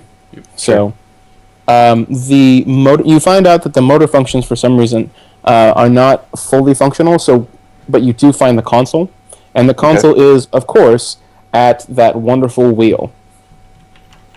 Yes. So you'll be piloting this thing. Did he find a captain's hat, perchance? Roll me your edge. Okay.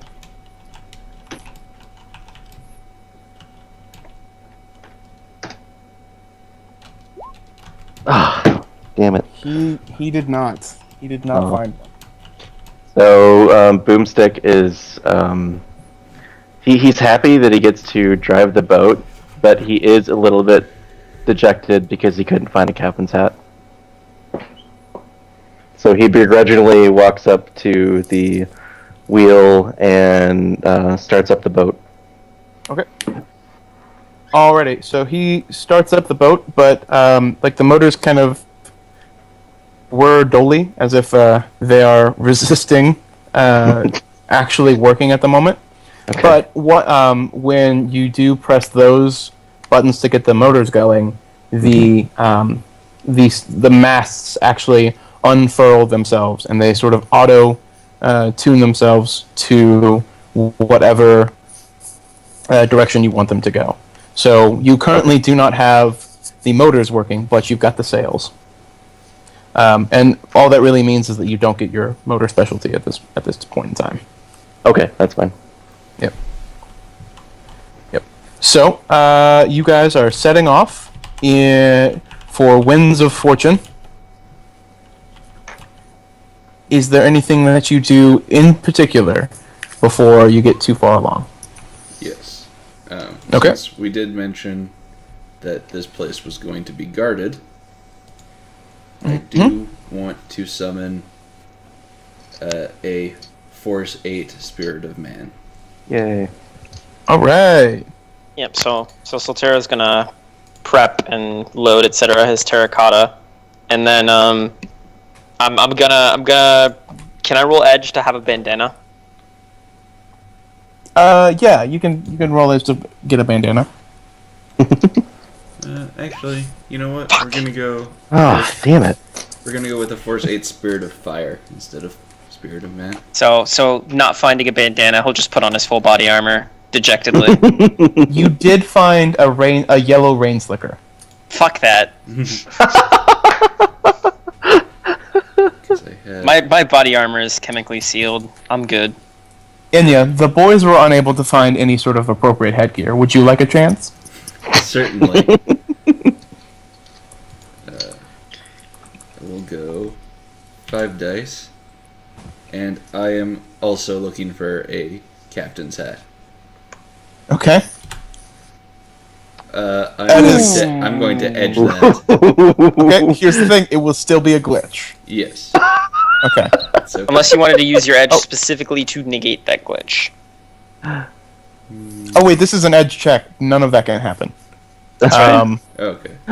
Yep. So, instead, you're looking around, and you could swear that you find a captain's hat. And you do, kind of. You find what is an arrow of the captain's hat sitting on top of a barrel of not so freshly pickled cucumbers. Just a whole barrel of it. Oh, fun. The only problem with it is it's been so long that it's now just more of a septic barrel of mush. And so, like, you have no idea why someone would put an arrow of a captain's hat here, but they did, and they're dicks. And you really wish that they hadn't. So now you've got that, like, horrible smell. But as you kind of turn around to walk out, you do find a bandana that would fit your head and complement your red hair ever so well. Okay. Well, I will put that bandana You should on. wash your hands first. Yeah. Or hair, or wherever it got in the septic. Just wash your everything. Just be cautious and just wash everything. Yeah, sorry, you're resisting 5 successes on 8 dice. Oh, right, sorry. I didn't see you roll there, so we'll go ahead and roll 8d6. Alright, so you get 3 services, and roll me some forward drain there. Alright. I'm fine. Nice. Nice. Okay, so, yep, you have those 3 services, and what is the what are the 2 additional powers that you're getting for that Spirit of Man? This is a spirit of fire. Oh, spirit of fire. Yeah. Oh, on the high seas. Yeah, he's pissed. Is it raining? Jeez. Oh, sorry. Yeah, you probably shouldn't do that if it's raining. Yeah. Actually, If it's raining, I'm sure Benny will let you retcon.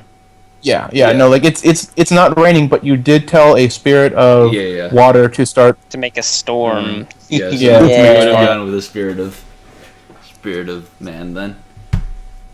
Yeah. So Okay. optional powers. Yeah. We'll give them innate spell. Need 2 innate spells, probably. Napalm. Ooh, nasty. And I don't know. We'll say I think fear. What other spells do you have?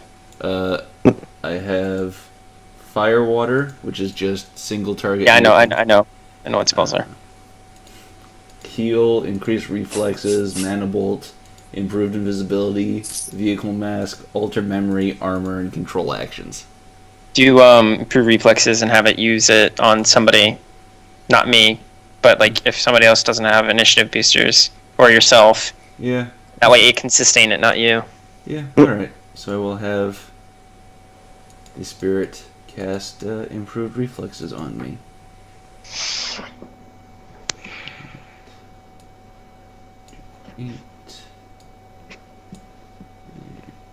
that's skills. Yeah. So roll test is 16. All right. Not great, but I'll take it. Okay. And then, with that done, I will put on my full body armor. Okay. Alrighty, so you put on your full body armor. You get ready to go. You got a spirit of man who's got just. Can you write those down for me? I've already kind of lost them there. Sorry. Sure. Yep. And while you're doing that, everyone else is prepping and ready to go, right? Yep. So, go ahead and Boomstick, give me that sweet, sweet pilot watercraft dice. Okay, here we go. And that's without the specialization. Without the specialization. Okay. Pilot watercraft.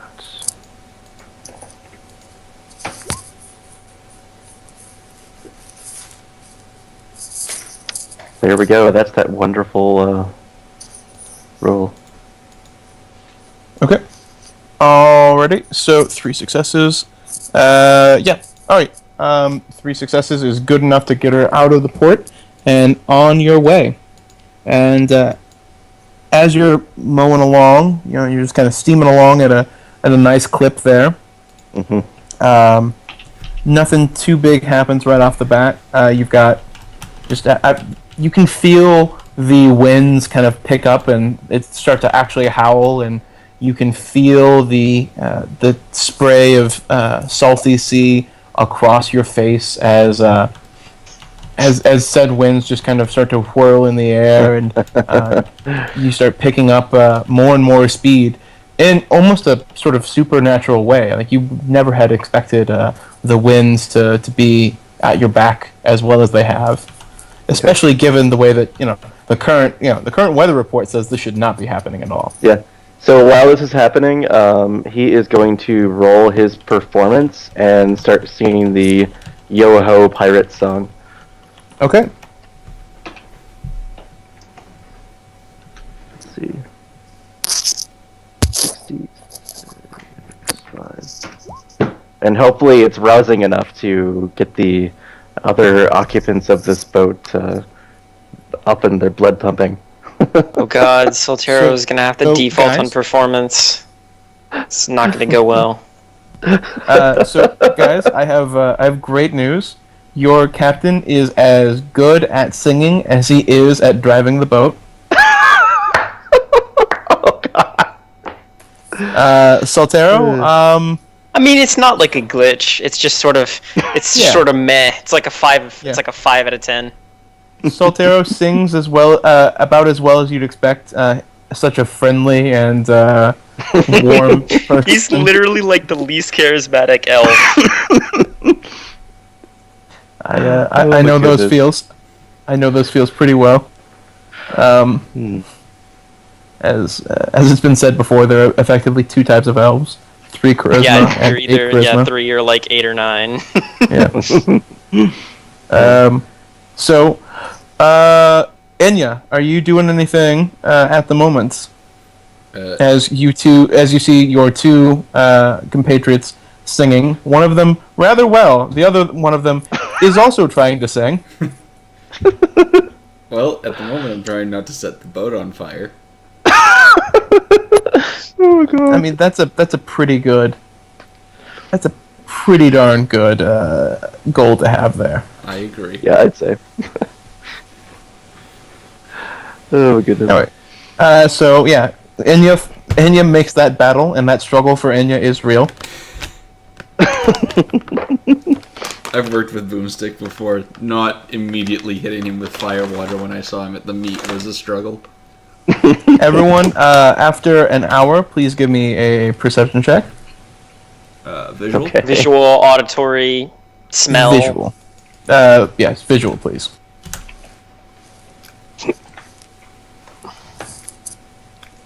Okay.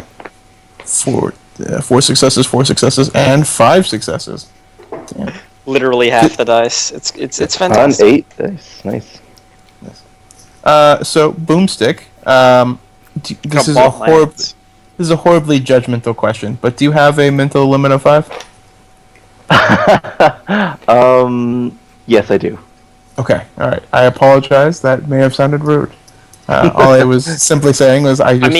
Soltero's mental limit is only 4. Yeah. Yeah, it happens. It happens actually rather commonly for 4 to be a thing for Happens to the best people of us. who are good at shooting stuff. But he has 7 for perception because vision enhancement. Yep. Yeah. All right, so yeah, so you get those 5. Any way that it splices it, you guys see on the horizon, bobbing in the water, as still as a ship can be. Something that vaguely matches maybe something what you're looking for, but you're not entirely certain given how far away you are. Okay. But it is pinging in the location that you're expecting. Gotcha.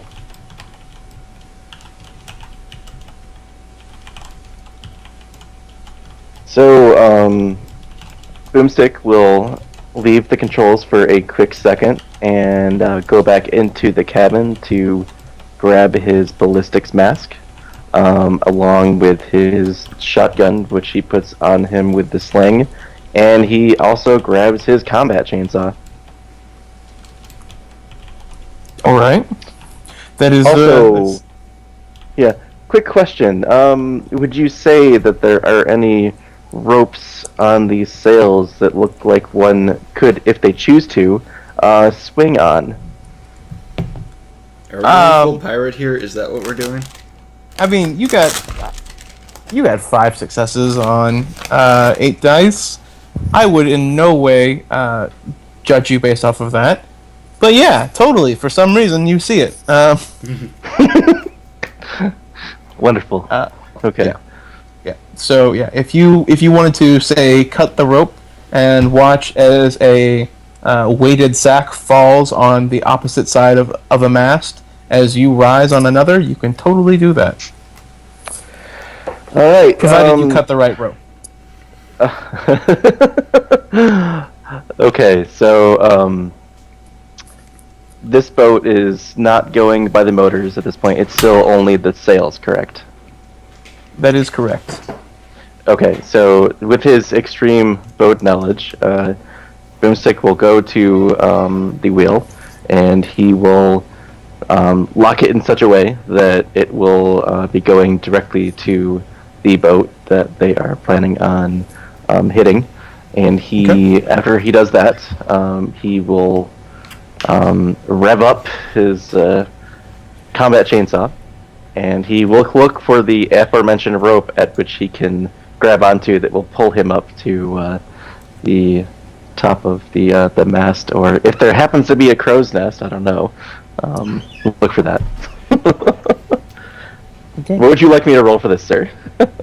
So you're looking to climb up to the crow's nest and just wait there for the moment? Is that correct? Yeah. Yes. All right. That'll just be an extended perception check. So, just I'll set the threshold of like you finding the way up there is just going to be a 6. So 1 roll for you. Okay. Did you want me to do observe in detail here? Is that fine? Or yeah, just roll your regular perception. okay. Yeah, this is and then 1 more. Maybe 1 more after that. Okay. Okay. All right. Yeah. So with that, you're able to finally find a spot that works. You climb up there, and it takes you the better part of a half hour to really get situated. So, but it took you about 15-30 minutes to find your way up there to begin with. So you're looking at another hour it's going to take you just to get situated with all of the things that you want. Like Okay. you want to do this right. So that's the reason why it's taking you so long. If you wanted to just kind of like climb up and be on top of a mast, you could totally do that in like 15 minutes. But if you want to do this right, it's going to take you an hour. Yeah. So Okay. if I may, his plan will be, as in much pirate fashion as possible, to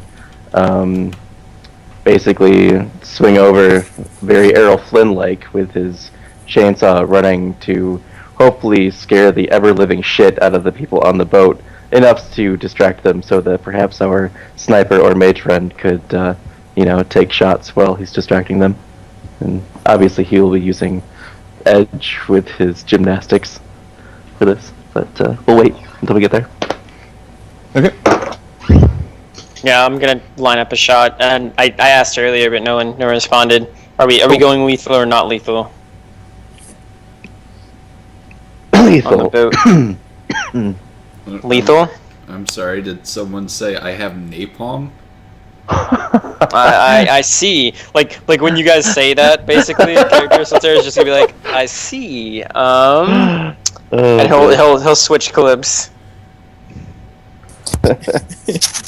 I was trying to be nice about it, but I mean, we're all gonna be dicks. Team that Just works put in together gets paid together. Yes. Just put in my double exploding here. Yeah, unfortunately, he doesn't have any XX since his fixer is actually really bad. You should totally get that Clayton guy. Oh, I actually have Clayton. That's right. I just got him on the last run. Yeah, I've got Clayton on my unslap job. Damn. But but unfortunately, Clayton actually has to roll for XX, and it's not actually that easy to find. Fair enough. But anyway, I might try after this run. Okay. All right. We will table that.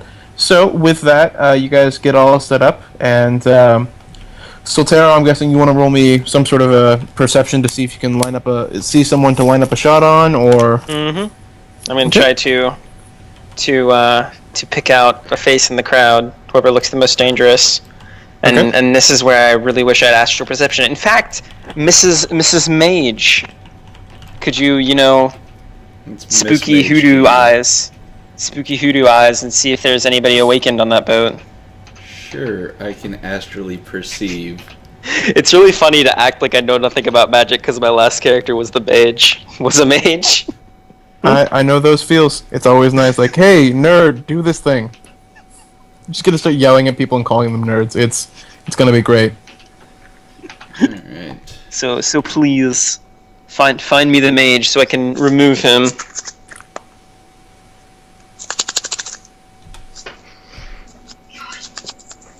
That should be enough to pick out any mages over there, unless they're like super into shit grade masking.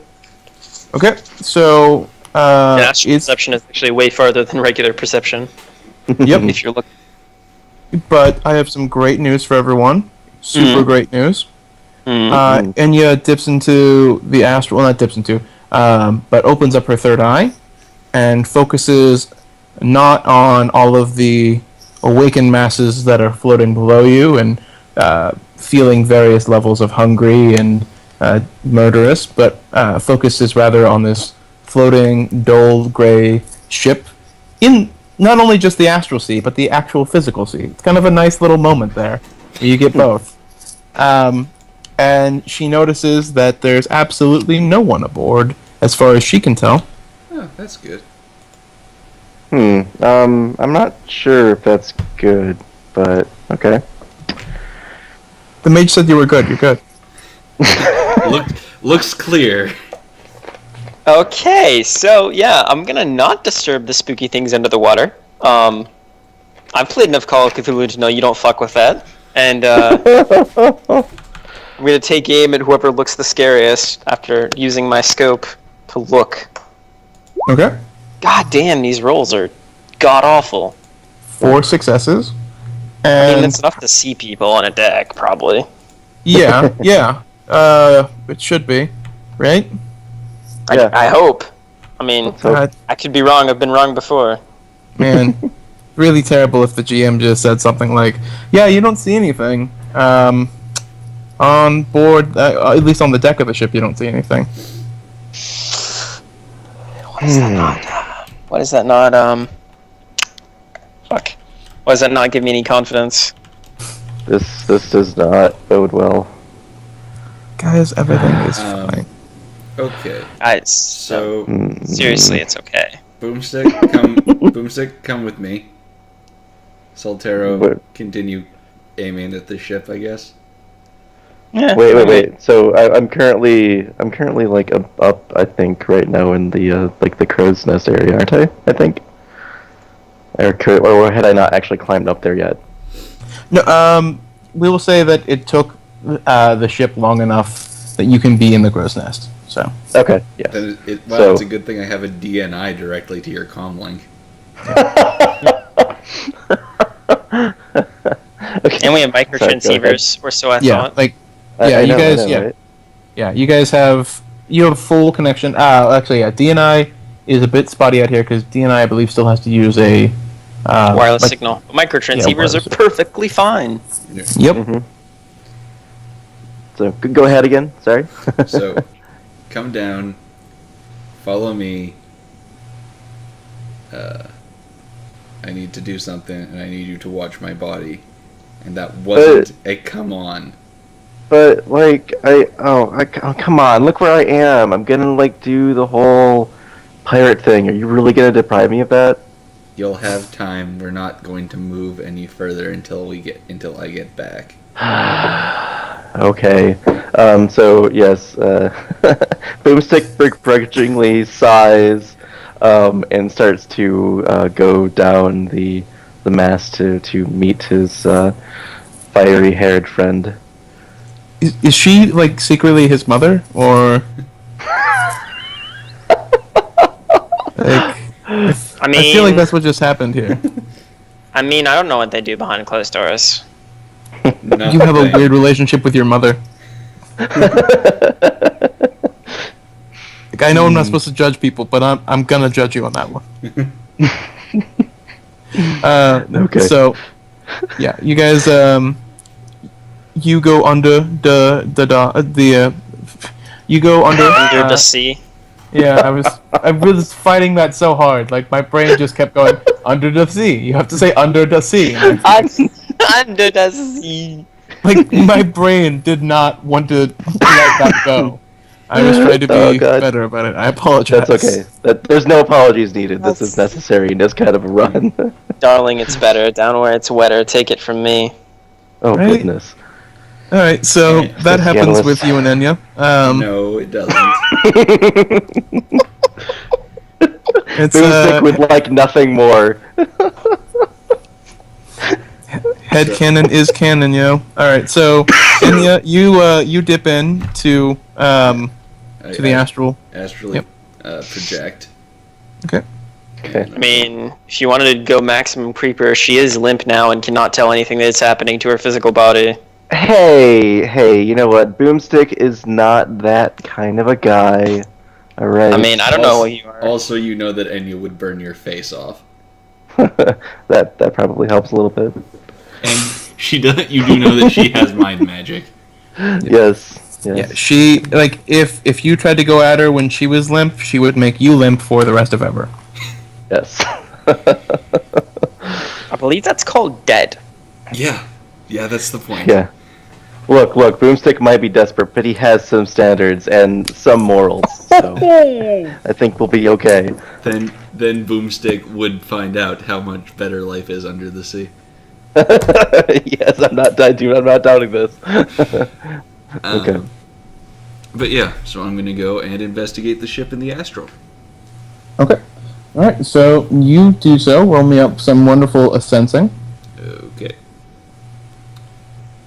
Lovely sensing dice. All right. Okay. Would you like to re-roll that? Yes, I think I would. Okay. So are you gonna spend extra time, or are you just gonna use? Okay. So.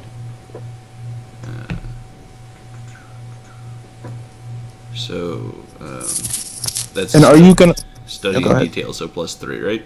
Yep. Okay. And are you going to the inner bowels of the ship, or are you? If I don't see anything on the on the outside, then yes, I will move into the ship. Right, so you're making your way inboard. Okay. All right. So go ahead and roll me one more sensing at a -1. Oh, I guess. yeah. You can just truncate that last one off. So 4. Yep. And now go ahead and roll me your magic plus your charisma. Okay. Okay. Alrighty. So, you're rummaging around, and you don't spot any technomancers around here. You also don't spot any bodies in the ship at all. It's actually seems to be devoid of any sort of emotion or human astral remains at all. It seems to actually be rather void of that. It's not a void, but it just is devoid of those sorts of things.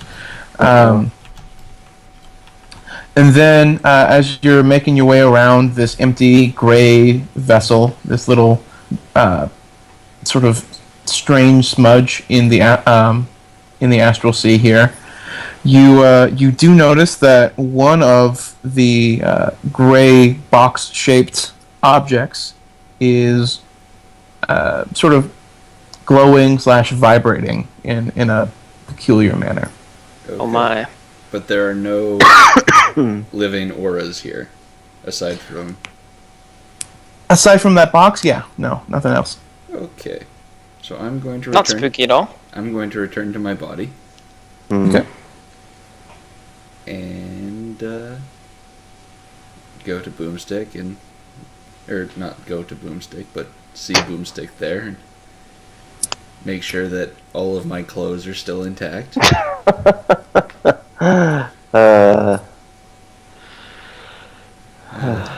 It's really sad / creepy what happens in home games. It's like they should have never done that. They should have never done the astral thing. There's some assholes out there. Sorry. What happened? Just like that whole thing, like the amount of description that some of the books go into is just terrible. Oh. Anyway. Yeah. But yeah. So we'll. I'll say the boat is abandoned, but I think I found our box. Interesting. Okay. Well, I guess I won't need to go full pirate after all on this. It's gonna be a quick on the boat, grab our cargo, and sink it. Okay. Alrighty. And you guys are just still kind of chugging along, steering forward, making sure that you guys, nothing strange is coming ahead of you we're trying to intercept you guys, I'm guessing there. Okay. So, do you do anything before you approach the ship? Roll perception again. Okay. What are you looking for exactly? Observe in detail anything weird about the boat. Like she said, it was completely abandoned, but I just want to make sure that maybe, I don't know, maybe there's just something that she missed, perhaps. Okay. Ugh. Okay. Would you like to re-roll that? Do you just mean for extended? This would be either if you want to take the time to do a separate one and then have nothing else, effectively do nothing else before you approach. You can do that, or you can spend an edge. I'll just do nothing else until I get there, just for another roll. -1, right? Hmm. Yeah. Okay.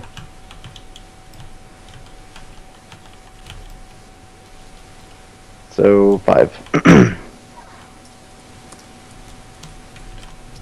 Okay. So you've got that going there. Does anyone else do anything? I'm just scanning for shots. Like, I'm not seeing anything, so this is very worrisome for me. Okay. Yeah. So, would you like to roll a perception on the boat as well? I wouldn't mind. Let's see if I can roll higher than, terrible. I hope so. There we go. Nice. Nice. Okay. So you're focusing in, and I'm guessing like you're using the scope to get your maximized visual perception. Yeah, you don't seem to notice anything going on with the boat at all. It all seems to check out. Like this is like super easy money. There's no such thing as easy money. Soltero's like panic level is like maximum right now. Boomstick, stay on the boat. As much as I would like to be in on the action, I do suppose you are correct. Soltero, you and I are gonna go into that boat and get our bombs. I think you should take Boomstick. In case you haven't noticed, I'm better from long range. My issue comes from the idea that someone might try and board us. Well. That's okay then. And he'll cinch his sling, his terracotta on his back. It's almost as tall as him. It's a good time. And pick up the AK and follow you. Okay. So we're gonna go. We're gonna just get to the point where we can saddle up next to the ship and just sort of jump over. Yep. Boomstick is going to go back to the controls and man them so we can get close enough so they can do that. Okay. All right. So give me a pilot watercraft check. Sure. And this is assuming without motorboat. This is without motorboat. Yeah. Actually, I'm sorry. You guys are far enough away from the real world that you start to hear the machines start to whir back to life. So you can use that motorboat because now the motors are no longer fighting against some random thing, some unseeable force. Okay. An immobile object.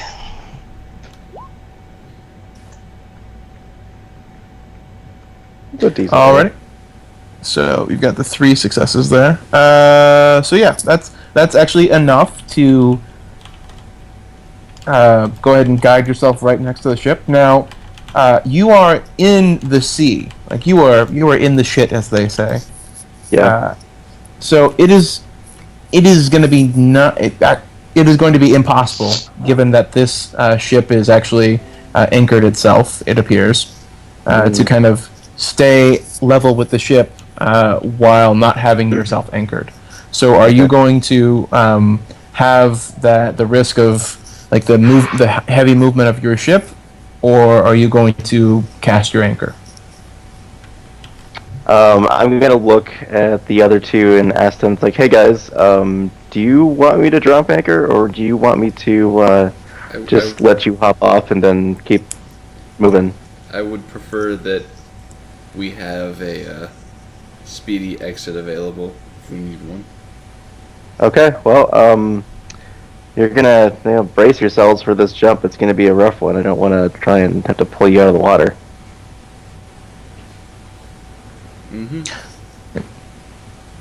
Alrighty. So, effectively, what this is going to be is it's going to be this is a really difficult test because there is a storm that for some reason is a brewing. I'm guessing even if you cut the sails, Like the water is churning and the wind is still pushing at the ship itself strong enough that it is difficult as all get out just to get the motors to kind of counteract what the storm is doing. Super awesome idea that is now not as awesome at the moment. It was now, good when we didn't have motors. Given that there is a heavy amount of water both coming from the sky and from the sea itself because of the heavy winds that are sweeping that seawater onto the ship and as more of a spray than an actual tide. It's you've got a slippery deck on both decks. You've got the winds that are blowing you guys about a bit. You've got the winds that are blowing both of the ships about. So none of this is really ideal. You're looking at a gymnastics check that is going to be at a -4. Wow. How are you guys for gymnastics? Non-existent. Oh my god. He's not useless at gymnastics. I forget if I put any points into it, actually. Oh, man. No. So he can default to decent, but not great. Not good enough to jump over in -4. And you'll notice that now that it's been a full 2 hours, that something wonderful has happened, which is the skies have effectively blackened, and the rainstorm that you had asked for is now in full effect, and it's even just difficult to see, like in this area, to see very far ahead of you. Like you can see probably 10 meters away. Wow. Yeah, at a -4, I don't even throw dice. Okay. Oh my god. Jesus. Do you have levitate or anything like that at all? Nope. She has air spirits. Oof, that could be dangerous. Not particularly. Once we're in the air, they have full control. I know, but you're talking about them like generating a blast of air that would push you far enough to get on the other boat, but not far. No, they use movement, and then we can literally fly. Yeah. Yeah. The other thing is, though, I have to dismiss my Force 8 spirit. But... Yeah, but we kind of need the mobility more than we need the combat power at this time. Yeah. And it's not like summoning takes forever, so if we're getting chased or whatever, you can just summon a different one. Yeah. The other nice thing is, if you dismiss it, the weather problem that you're having will slowly start to fade as well. That's my bound spirit casting it. Oh, that's your bound spirit. Never mind. Yep. I will. Nope. This puppy is here to stay unless he tells it to stop. Yeah, I will ask her to stop. Okay. That doesn't cost a service, by the way. Yeah. In case any of you were wondering, because I know some people like to be dicks about it, but no, telling your spirit to stop doing something does not cost a service. Yeah. But so I will dismiss my spirit of man and thank it for its service. It will nod at you using a tidal wave. No, that's not spirit of man, not spirit of wave. Oh! I'm sorry. I thought you were. Oh, that's right. You're. I thought you were. My brain was just on the. Okay, he's going to tell the water to stop, and then you said words, and so my brain's like, these are words saying that the water spirit is stopping. We don't need to pay attention to what he's actually saying. Okay, we're good. Yep. So yeah. The spirit of man nods at you and creates a tidal wave because he can. No. So you get rid of that and you summon forth a Force 8 spirit of air. Okay. Here we go.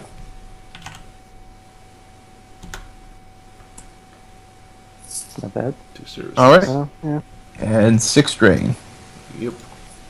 Which is going to be physical. Ooh. Okay. I'm gonna edge that. Okay. Not a bad idea. Alright, I'm fine. Yep. No consequences for you. Nope. Alright, so yeah, you get it to cast movement on both you and Soltero. No, I'm sorry, Boomstick, correct? And Soltero's fine with me, Boomstick staying on the ship. Alrighty. And just because you're doing a group thing, I'm guessing you're going to give it to Soltero, but Solterra will stay on the ship. Yes. Okay. No, sorry. Boomstick staying on the ship. Okay, yeah. Either way, everyone has it, but not everyone's using it at the moment. Okay. So, that happens. And you get aboard the ship with no real consequence. Yeah. Because it's just, GM say that, I get a little nervous. What are you talking about? Everything's fine. I've never done anything with any sort of terror with it. So you guys are in there. Well, not in there, but you're on the deck. What is your next movement? I guess because I sort of know the way to the box, I will try and get to the box. Okay. And do you have your third eye open again, or is that... Yes. Okay. All right. And other than napalm, do you guys have a way of sinking a metal ship? I mean, we could just napalm it over and over again. Yeah. I wanted just wanted to see if you had like a quicker method. Like it shouldn't take too long, even with napalm. But let me check my bag of tricks. Napalm and spirits make ships. I mean, it's a ship. Just me. Yeah. Like how sink resistant is it? Like, is it designed to not sink particularly, or is this sort of like a normal boat? I'm pretty sure most ships are designed to not sink. Well, no, but like specifically, like, does it have like sealing holes or anything like that? It's a standard small. It's a standard small. So I could just ship. cut a hole in the bottom of the ship with a mini welder, and then it would slowly sink in and of itself while we napalm it as we leave. Also, if you wanted to, you could just use one of your fuel canisters to do the same. Yep. But fuel canisters is basically the same thing as napalm. Okay. Yeah. Effectively, you just need to spend some time at it. Like, this is not going to be... We don't have explosives. Yeah. Nope. But you have ways of effectively boring into metal. And that's all you really need when it comes to sinking a ship, is to have holes appear in the right spots. Oh, I forgot I even bought a Raiden. Fuck it, he has his AK anyway. So, you... before you enter into the bowels of the ship, do you do anything in particular on the deck? Aside from snort tons of cocaine? Yeah, okay, cool. No, I actually don't. I did take some psych a little while ago, and then I will have cram ready. Actually, you know what? Fuck it, I'll take that too. Oh, jeez. Highball all the drugs. They don't overlap. I'm not ODing yet. Nope. Guys, I know what I'm doing. I am controlling my high. You can stop at any time. It's actually true in this case. Oh, goodness. Guys, I figured out how to speedball correctly. We're fine.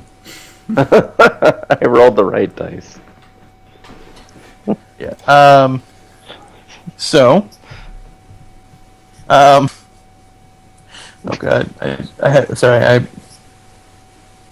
That's so dumb. Alright, so, you guys are now effectively, drugging your way down to the depths of the hole. Drugging my way down. Yep. Faceless bound. You're homebound. Anyway. Sorry, Vanessa Carlton. God damn you. So you are in the ship, ship proper, and you find yourself into the cargo crate area.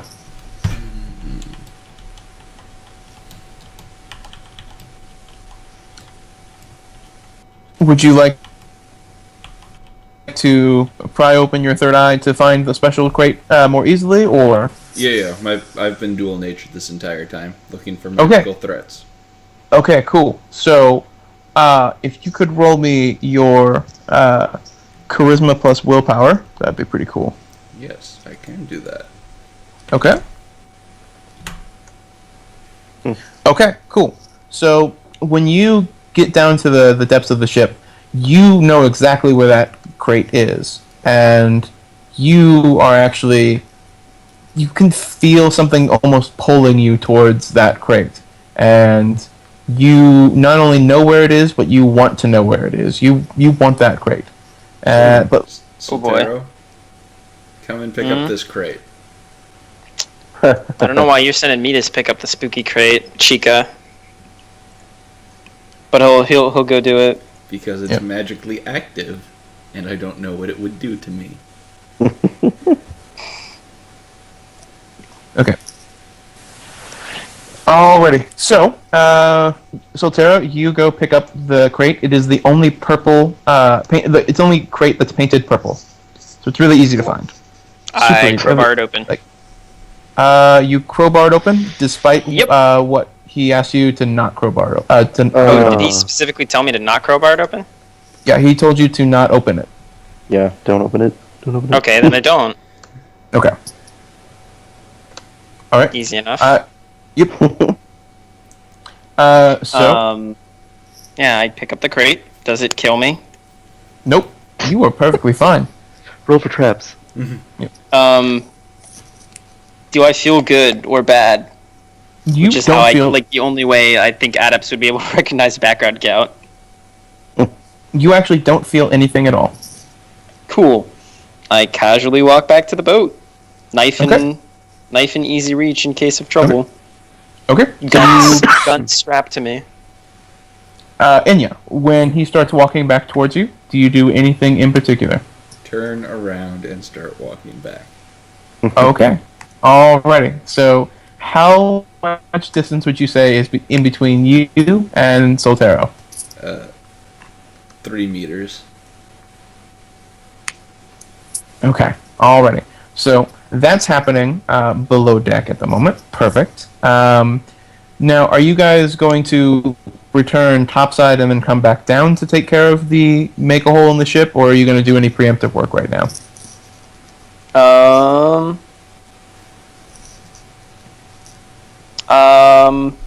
What kind of roll would I need to do to cut it so that it's really weak and will bend/break in the next minute or so, but not immediately?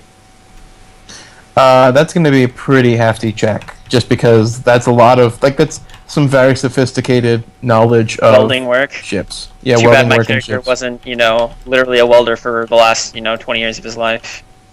That would be really useful right now. There's a lot of things that would be useful, or even just a midshipman. So what kind of check do you want for this?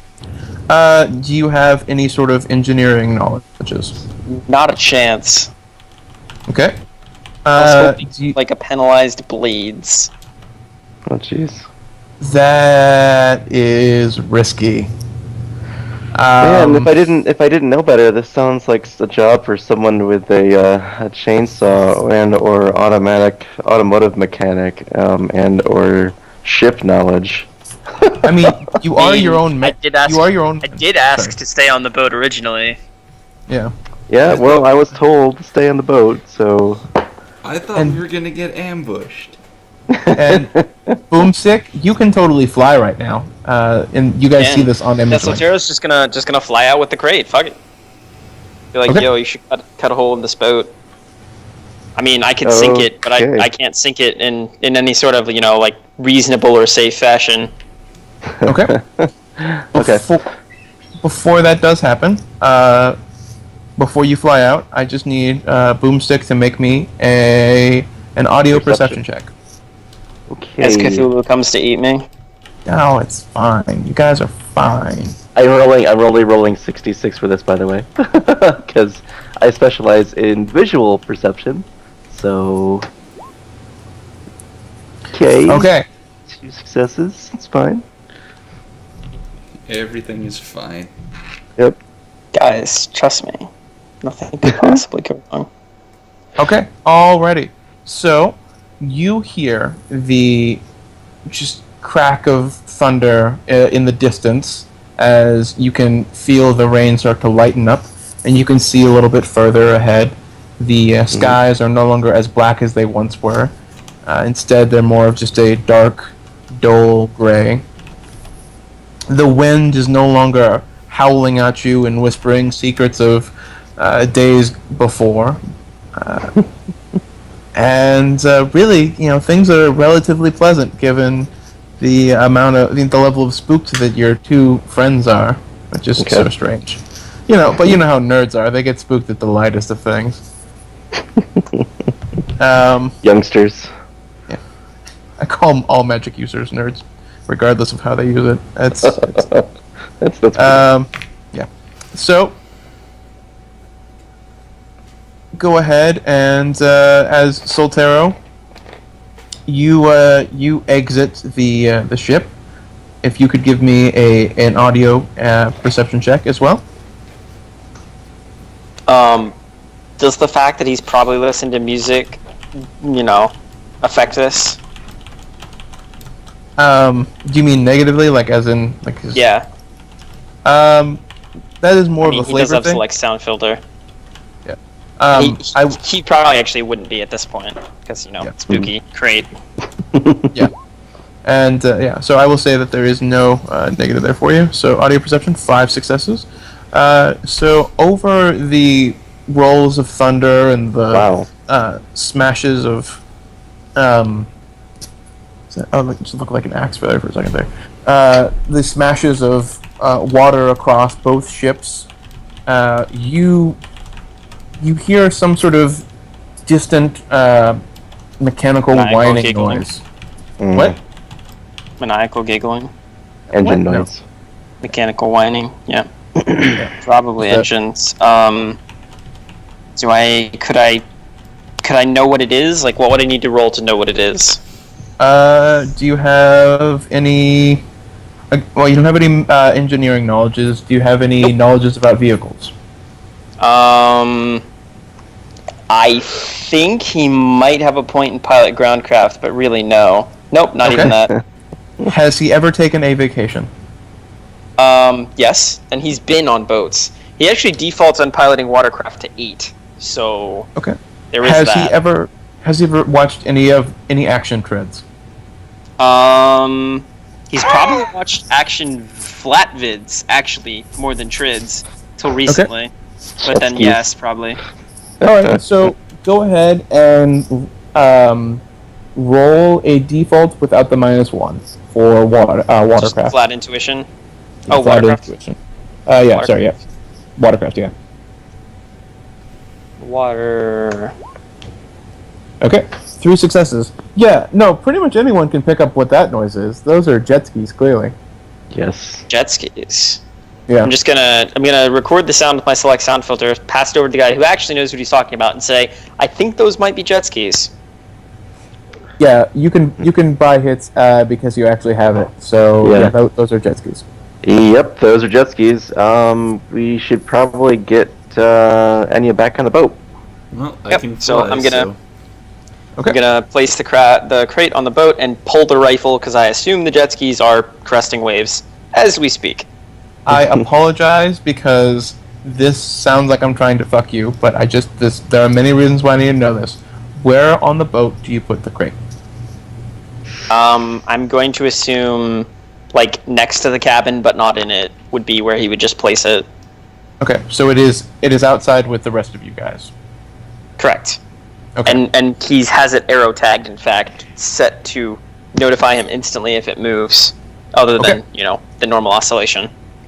Alrighty. So Enya, you fly back to the ship, and when you land, if you could give me one more charisma plus willpower. Jeez. Okay. What is this for? Or has it not been It's stated? for whatever in the box affecting me. Yeah. Yeah. And What's in the box? have you ever been sensed before? No. Actually, Anya has never been sensed. Okay. So you do not know what this feeling is. The box is a sensing. I never said that. If something is aura reading you, which is sensing directly at one person, you automatically know that something is up. Yeah. Yeah, Depending, no, you might not know what it is. Yeah, that's what's going on here. Is that she feels Do you have something. magic theory? If you have magic theory, Benny might let you roll that to know. I have what magical this is. threats. Do you have Arcana at all? I default on it. Get Arcana, You can't nerd. default on Arcana. Okay. Like, you just can't. You can't default on any magical skill. Yeah. So, you've done it before. How many? How much do you have a sensing trained in? Like how many?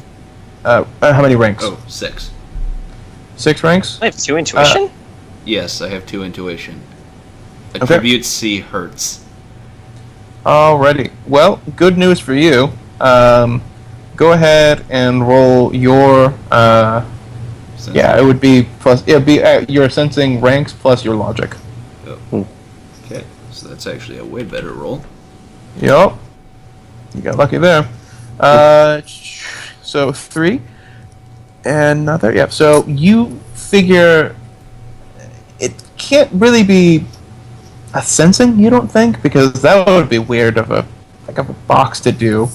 But it's effectively like it's definitely checking you out and like poking at your aura in ways, and almost as if it's kind of like In ways you don't like. a wolf.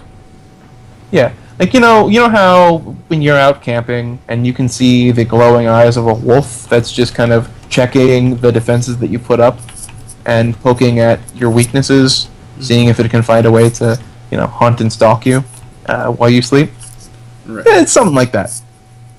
No big Something deal. like that. Yeah. Okay, so Boomstick is going to grab the rain slick, the yellow rain slick, I think it is. And he's also going to grab his hold fast adhesive spray. He's going to go back to where this purple crate is. He's going to put the rain slick over top of the crate, and then glue the rain slick itself to the boat so that they can still get the crate out of it instead of gluing the crate to the boat. Okay. Alrighty. So that happens, and you guys still don't see these jet skis that you hear. Okay. Do you want to? What do you want to do? Well, we have to sink this boat.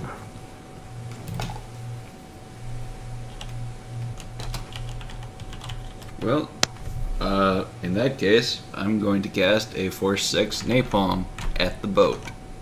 Good enough. Okay. Because, F this boat. Okay. Yes. And I throw 2 extra dice on combat spells because Dragon Slayer is a thing. Okay. And roll me that sweet, sweet drain. Yep. Wait, you think Dragon Slayer's a thing? What? Not confirmed. Not confirmed. So I take 2 stun.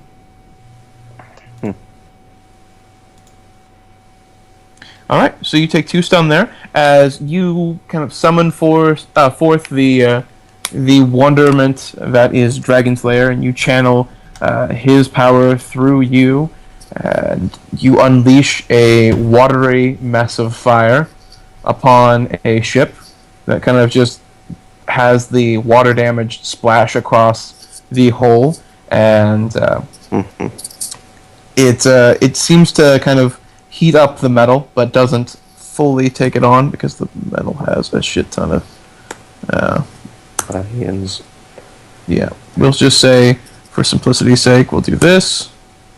Actually, that's a GM roll, not a regular roll. Not that there have been GM rolls at all, guys. No, everything's fine. Of course not. Everything's been, cool. Yeah. No problems at all.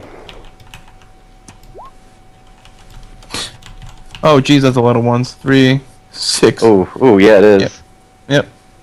Yep, but not enough. It's 2 away. So, you chip away at the ship, and you can see that parts of it are glowing, that sort of white hot, as if it's waiting and ready to have more damage struck upon it. You know what the nice thing is about spells like Napalm and Firewater? They act as water, so they're filling gaps.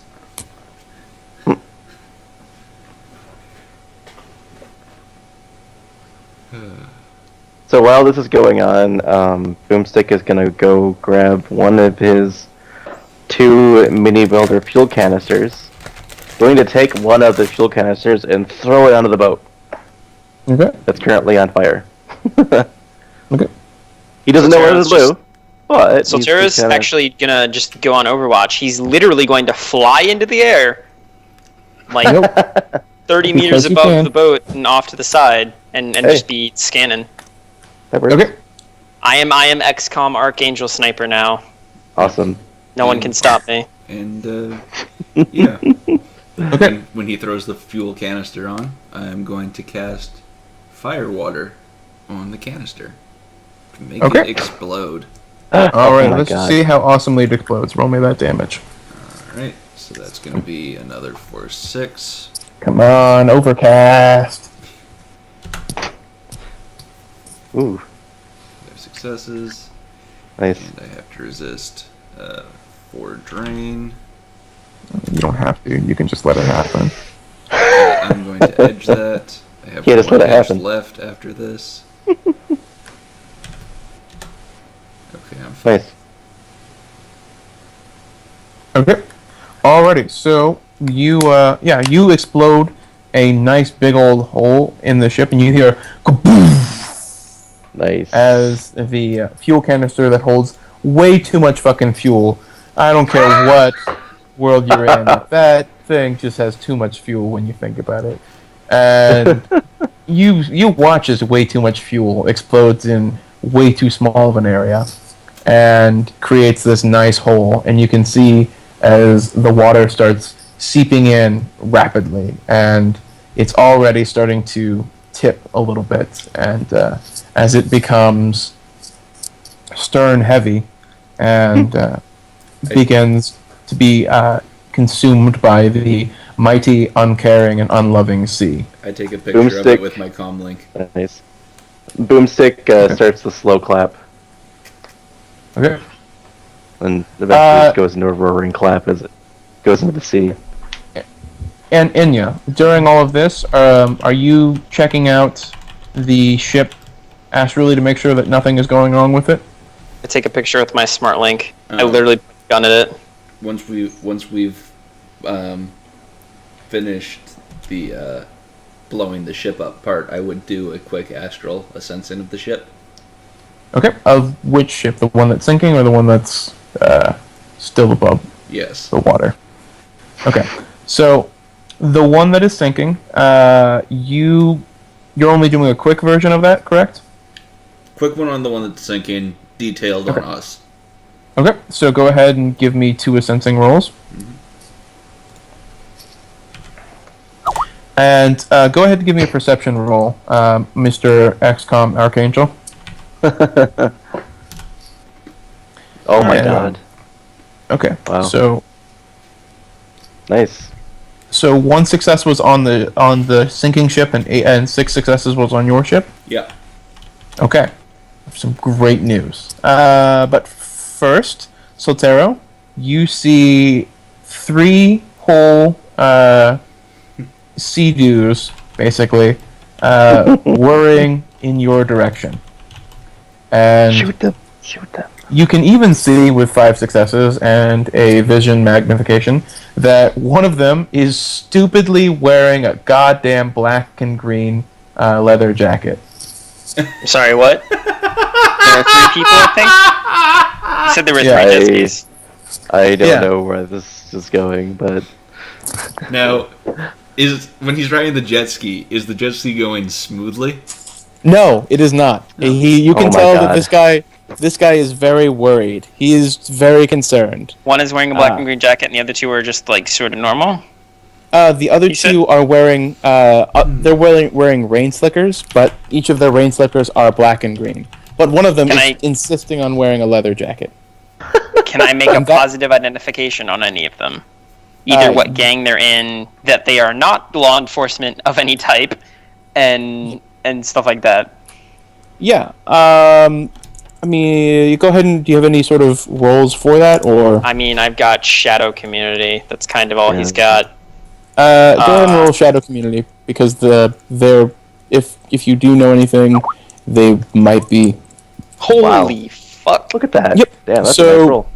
Okay, with 5 successes, you're even able to tell. These are very low-level ancients, gangers. And you can tell that the guy who's wearing the leather jacket, he's having a bad day. You can tell because he's got a look like with 5 successes. You can tell. Actually, give me a judge intentions on that guy. How smooth does he look? Well, with judge intentions, I'll be able to tell you. So he does not look smooth at all. He looks worried. He looks terrified. He's very confused as to why he's here. He's really, really scared. And you can tell also that by the patch on his leather jacket that he is like a very low-level initiate sort of guy. Mm-hmm. And he is holding on white-knuckled to this jet ski as it just bashes him about. And he's barely holding on in both a physical sense in relation to the jet ski, as well as a metaphysical sense to where he is, what he's doing, and how his life is going. Does he seem aware of me? No, he seems barely aware of the Oh jet my ski God. he's riding on. Surprise. Ugh. Surprise, motherfucker. Oh my god. Some fries, motherfucker. Sunrise, motherfucker. We can do this all night. Yeah, yes, we can. It's the beauty of the internet. What would you like to do, Mr. XCOM Archangel? I believe it's typed in the chat. Yes, Oh, I Oh, yeah. So he's dead now. I'm not even gonna roll. yeah. So, If he would you doesn't like to dodge, describe it? he's trying to soak 22. Nice. I mean, I would have given you penalties for a moving target in the sea, but even if I were to get rid of 13 dice, you would still have a success, and he doesn't know what's it that called? you're. Surprised, yeah. SmartLink also compensates for 1 level of wind / bad shit. Yeah, this was. Yeah, I was just saying, like you are so far in the clear that it doesn't matter what numbers that Yeah. are getting. Yeah. This is. Yeah. So it's an APDS round. So it's actually not that gory. It's just right through the bridge of his nose and out the back, and he just probably slumps over. Yeah, Motherfucker. See, The sea takes him. yeah, you would think that, but having done really dumb things on a jet ski going 70 miles an hour before, I can let he you know might that be like thrown around. Yeah. No, he's not on the jet ski anymore. Yeah, the jet ski keeps going forward. You do not.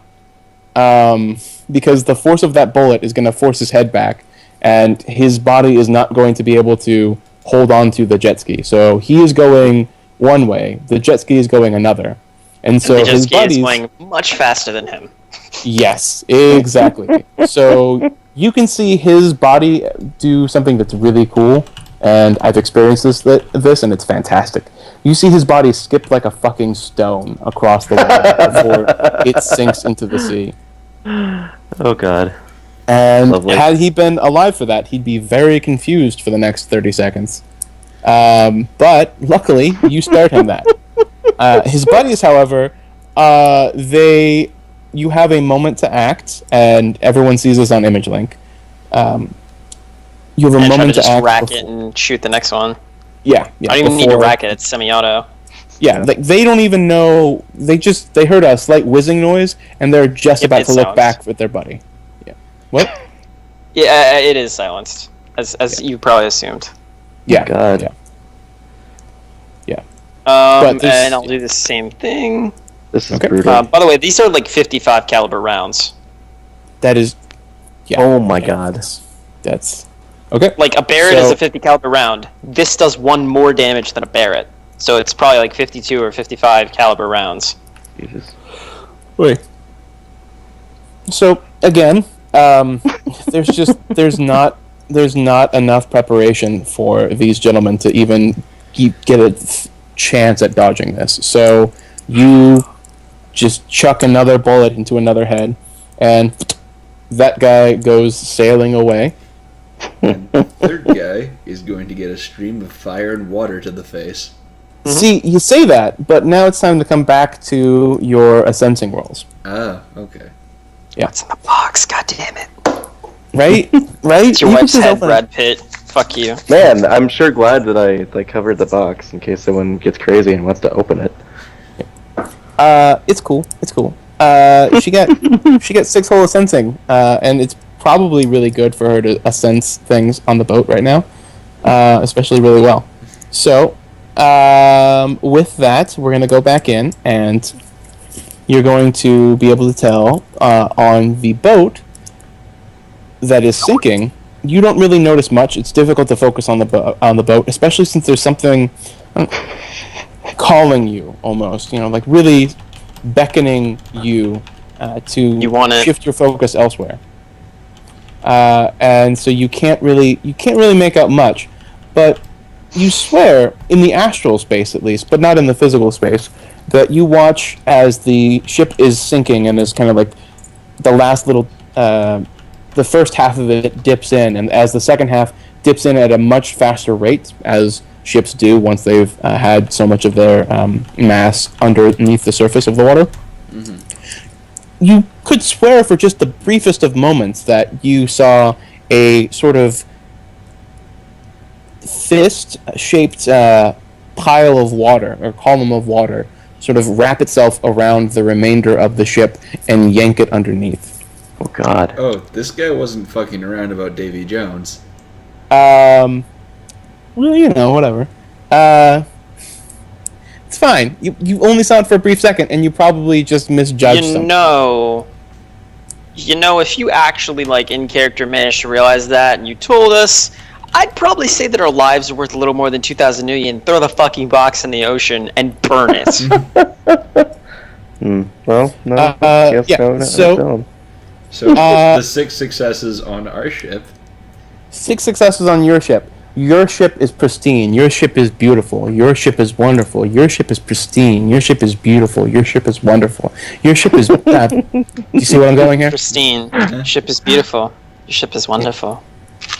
So go ahead and roll me another charisma plus willpower at a -1. Oh my God. Okay.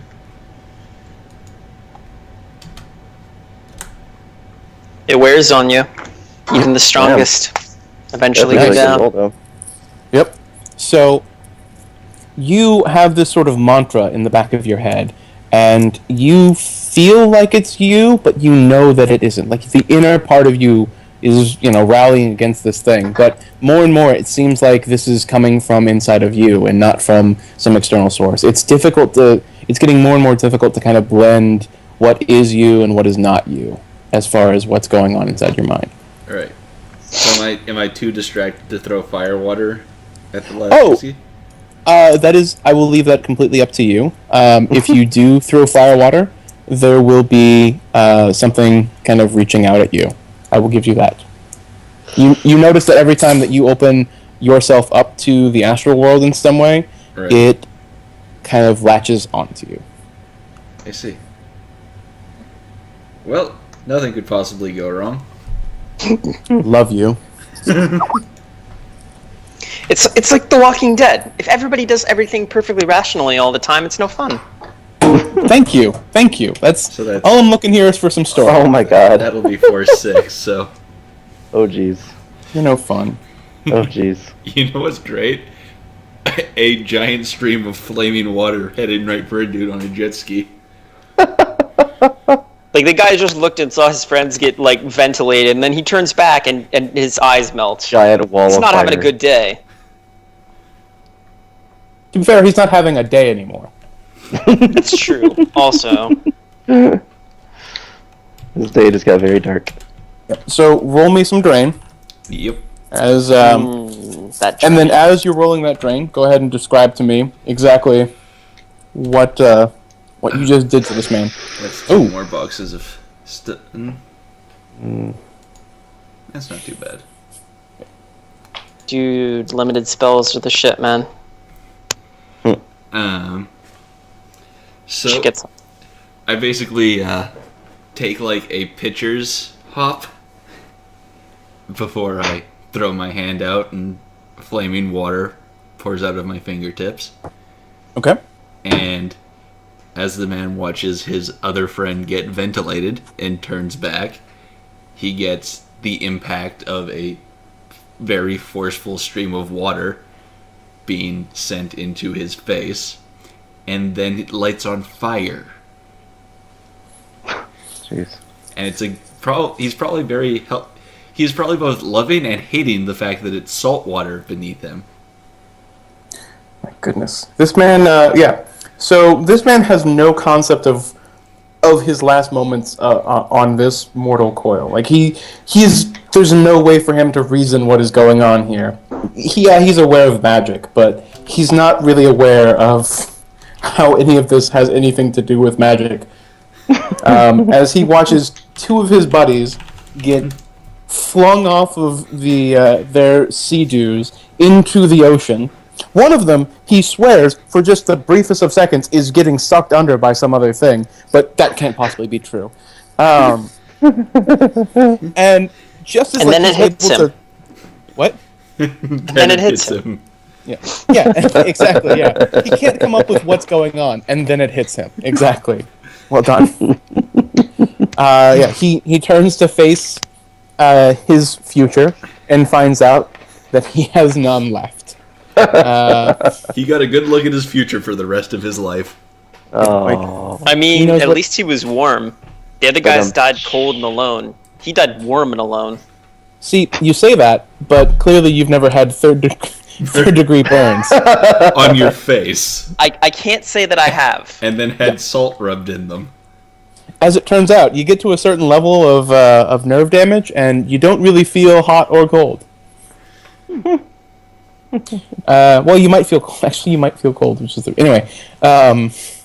So the important thing to take away from this is don't get third degree burns. Yeah, these three gentlemen will be taking nothing away from here. And Inya, after you do that, go ahead and roll me my favorite roll for you to roll at another -1. All right. And is that cumulative? Like, is that now -2 or -1 still? That is. Oh, you did a Force 6 spell, right? So actually, that would be at a -2. Okay. Oof. And that's an additional -1 because of stun damage. Ooh. Oh my god. If I have to put you down with a stick and shock round, please don't be mad at me. 3 successes. I also kill him, if you would prefer that. You can hear those whispers in the back of your mind go a little louder, and a little larger echo, as if there's more of the voices there than there was last time. Okay. And you can also hear, among the many voices, your own voice in that sea of voices telling you that everything is fine, and that you need to be, you need to stay with the ship, and that you need to protect this crate, and that this crate is something sacred. Yep. Yes. Don't worry, guys. Everything is fine. Yep. I'm sure. Yeah, everything's fine.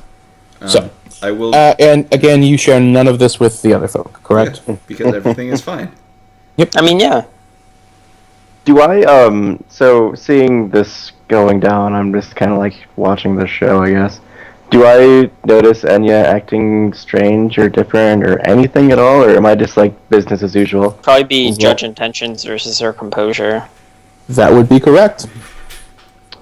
Okay, I will go ahead and do that. Oh, and Siltera will swap clips to gels now. Okay. Alrighty. Because he's pretty sure that, he won't have to kill anyone from now on. He'll fly with the ship. Ooh. All right. So, Boomstick. Tell me your very surface secrets. Yeah. I mean, it was only one hit. I mean, you're not going to get her life story. Yeah, no. But you once again give no fucks about what statistics say. Right. You're like, 5 successes, 8 dice. That seems about right. Average. I mean, I can't get higher than 5 on 16. But yeah. Fuck it. It's powers of 8 or something. I don't know. So, you are looking at Enya, and every single time that she kind of nerds out for a second and when she was like staring at the ship, staring at the sinking ship. And then when she cast the spell, you kind of you've been keeping an eye on both party members just because that's the nice thing to do when you're out on a team, is you got to make sure that there's not some third person just waiting in the shadows to knock your guy out. So you don't really register it the first couple of times, but with the spell, it's the most obvious, and it kind of does that sort of movie flashback thing of every single time that she's done this, you see this sort of thing. That whole stupid bullshit. And the thing that you notice is every single time that she reaches into the astral in some way that you can notice, she does whatever she wanted to do, and then she, at the very least, will take a glance over at the box. And the last time... Yeah. And smile, apparently. And then she'll snap back and be her normal self again. I would like to roll magical threats. Yeah, that is something that I do have randomly. Okay. Alrighty. You mean character-buildingly?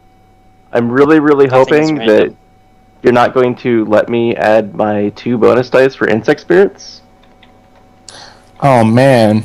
Wouldn't that be just terrible? For no reason... No. Just go ahead and Oh my god, that would have been so terrifying. No, it's, you're If you getting... said that, if you said that he got the +2 for insect spirits, I'm dropping Enya with a gel round, and we're throwing the thing in the ocean. Yeah, no, that's completely legitimate. Oh my god. And Boomstick, for once, would completely agree with you, so... So, how mad would you be if I said that you got 2 bonus dice for situational awareness? It's not insect spirits. It's not insect But I'd spirits. also love you. I would say that's amazing, actually. Oh my goodness. So if you want me to roll 9 dice, I will roll 9 dice. It's up to you. Throw the I will leave bones. that in your hands. Do it. I am rolling 5 dice. Insect spirits are always great stories. Either horrifyingly gruesome deaths, or excellent runs. I mean... Well, okay, so a little bit of backstory on The Boomstick. Like, his friends were murdered by bug spirits inside of a cabin, and the only way he got out was to murder them and chop off his arm. Oh my god, I love you. Nice. Oh my god. Oh. It might sound familiar. I don't know why. Is that the plot of The Evil Dead? Which one? I think they just remade the same movie. I mean, I saw a pyramid of corpses and blood pouring everywhere, and then ran away. So I mean, it's not like it's not like these people have great lives. Yes. Oh, Okay. my goodness. Alright. So, yeah, how many hits did you get there? 3 successes. 3. Yes. So, I have some great news for you. It is, far as you can tell, it is not any of the insect spirits that were at that cabin.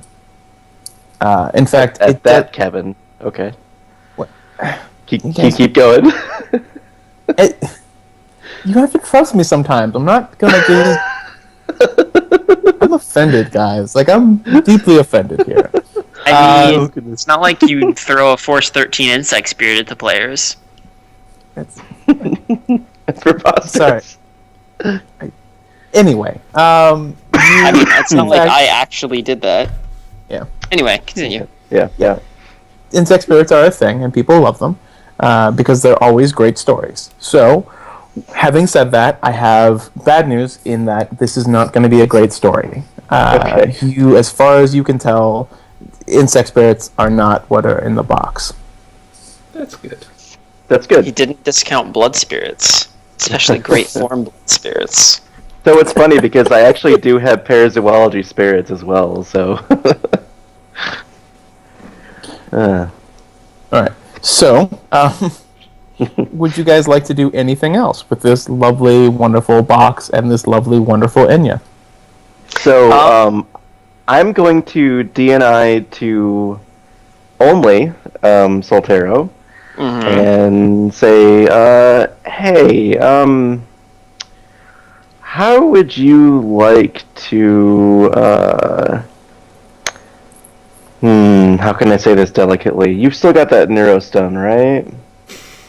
I got Narcojacked, I got Neurostone, I got gel rounds. I pretty much got whatever you need. I mean, you don't have the grenades on me, but if you go into the cabin under the bunk, there's my bag, and it's got Neurostone grenades in it. So, you know how our mage friend told you to pick up the box because for some reason she didn't want to touch it? Alright, I'm picking up what you're putting down. I'll watch her closely. Any weird moves, and she'll have a gel round in her before she can say, I'm a finger waggler. I don't know. I think that the Neurostun might be better just because it's a lot faster, a little bit less destructive. Gel round's much faster. Like, out of character, gel round is much faster. Neurostun takes she gets a full combat turn, which could be like 4 spells. Oh, that would be bad. Okay, never mind. I thought I wasn't sure if it was like Dexter instant or like you gradually. No, it's like 3-second instant. Oh, okay. Which is coincidentally an entire combat turn. Okay, well I guess gel rounds it is, or stick and shock or whatever. I'm using gel for now. I hope I don't kill her.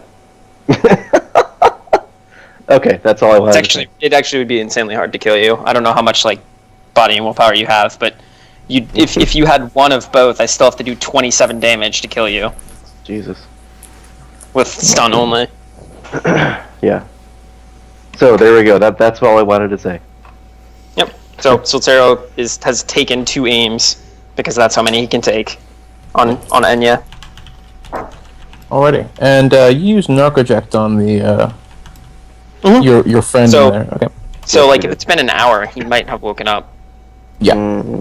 That's actually that's what I was about to get to. Lovely. I just want to make sure that I wasn't misremembering my notes here. You guys, as you're having this discussion, you hear some rumbling in the cabin. I'll get it. Yep. And I will skip off towards the cabin. Okay. Alrighty. And that brings you closer to the box, correct? It does, in fact. Alrighty.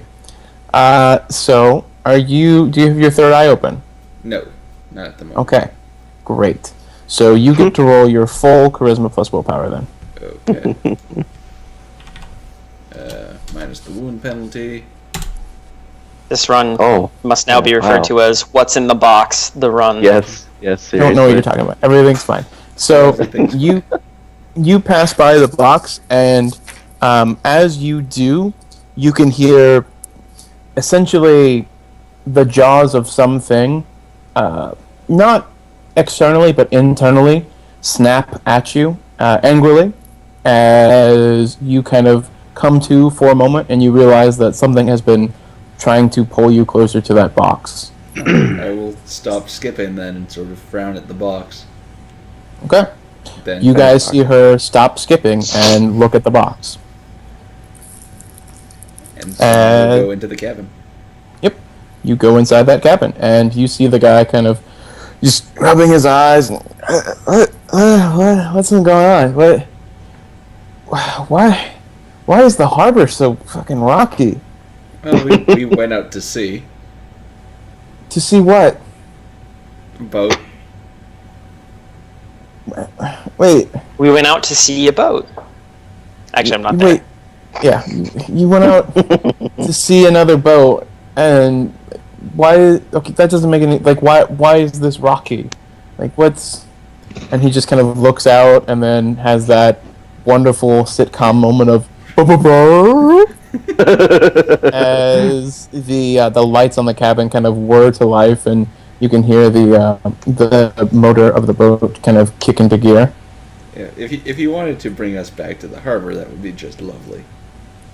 I don't know if I can. Like I said, I just kind of sleep here on occasion.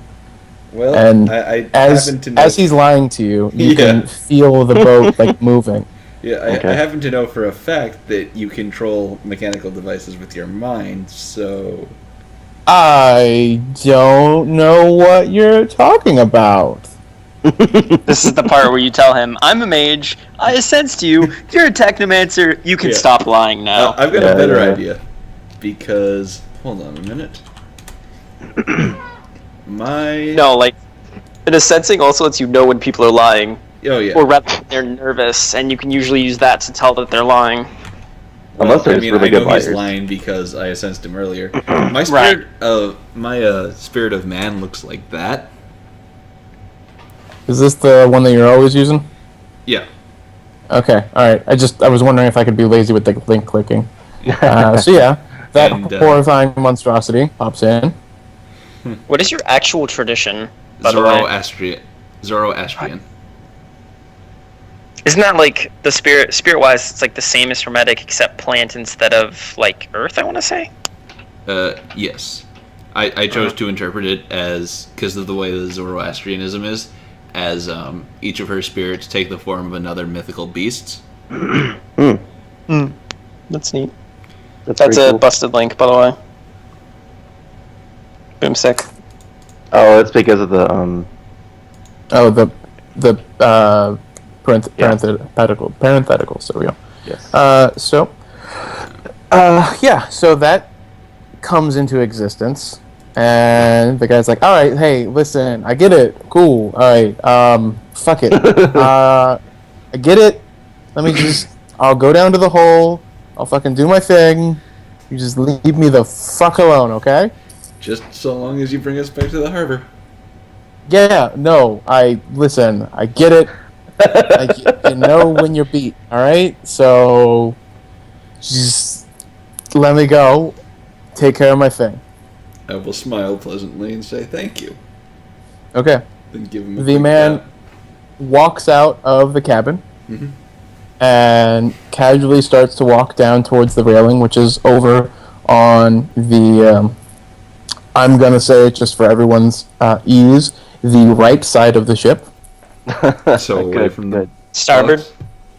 Yeah. Yes, I did not use starboard because using that terminology sometimes just creates a 30-second to 2-minute long, okay, this is what this is. So, Bro. we all know right. That's fine. And- No, we're good. Yeah. We're good. Bro, I played the Titanic board game for like 10 years. I know my fucking ship directions. Congratulations. You have the respect of a third-class petty officer now. Now, let's move on. As we all agree that our salty sea dicks are very large.